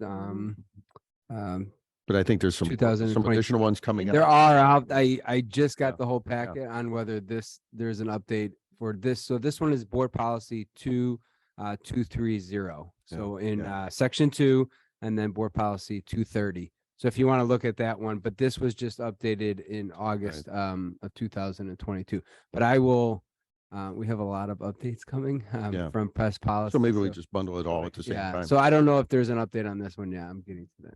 So at some point, I'd like to add that to agenda for us to discuss. Good idea. I just have one proposal. Since we are going to the conference, we should publish sort of what have we learned as a group from it. And Well, what do you think at the December meeting in the for information section for the board comments and events? I think that's a great opportunity for us to share publicly what we've learned together. Yep. And as always, if somebody receives an artifact that's worth sharing, we can do that as well. And it would be great also beyond that if we could tie something to the action plans that you're coming up with, right? I mean, that's the point of going. So at that same conversation, I'll probably have a few comments on the delegate assembly.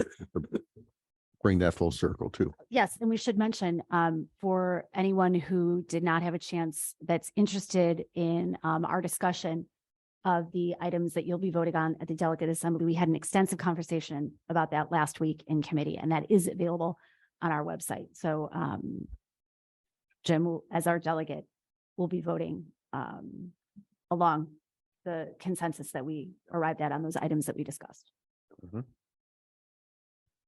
Okay. Oh, I have another item. Yes. For future agenda. Yes, please. If we could bring up the idea for discussion of adding Diwali to eventual school calendars, designated as a school holiday. I think that would be a useful conversation to have.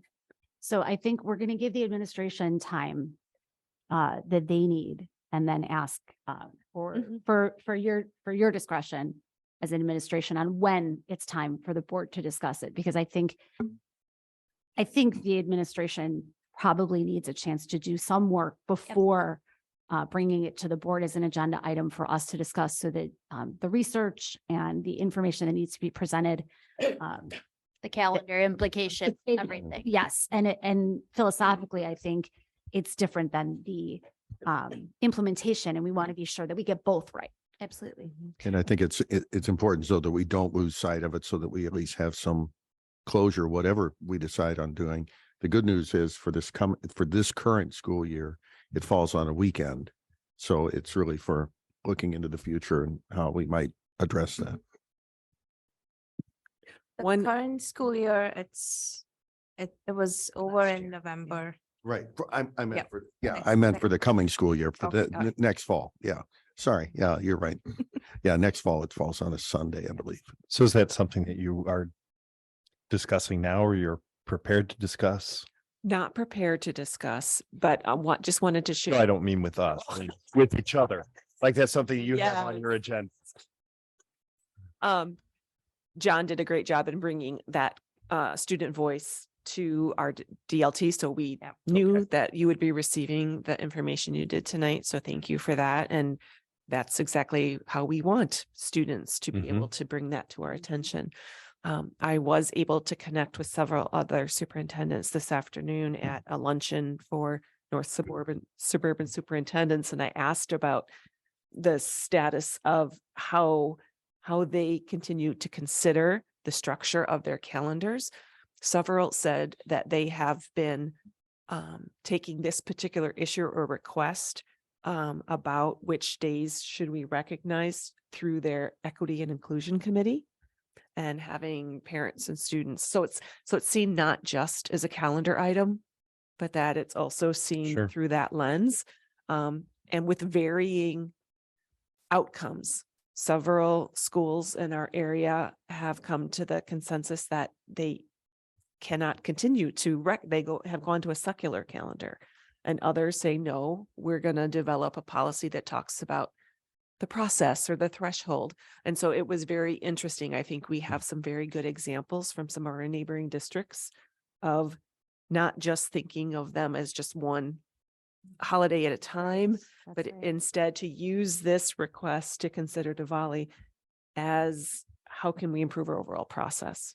And what kind of guidelines does the board want to consider for future groups who might be asking for And I recognition? appreciate that because the system is very important because we will have future requests in addition to Diwali. Mhm. And I think we want to be prepared how we look at each one. I think it's important.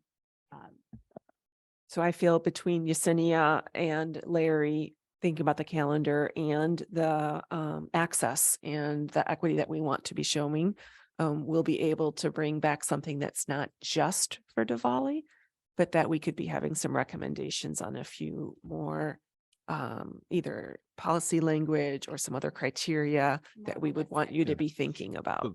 So that we respond to the community as it evolves. I mean, the community now looks much different than it did 100 years ago, and it'll look much different 50 years from now. So that makes a lot of sense. Yeah, I appreciate that thoughtful approach. Do we have any other future agenda items?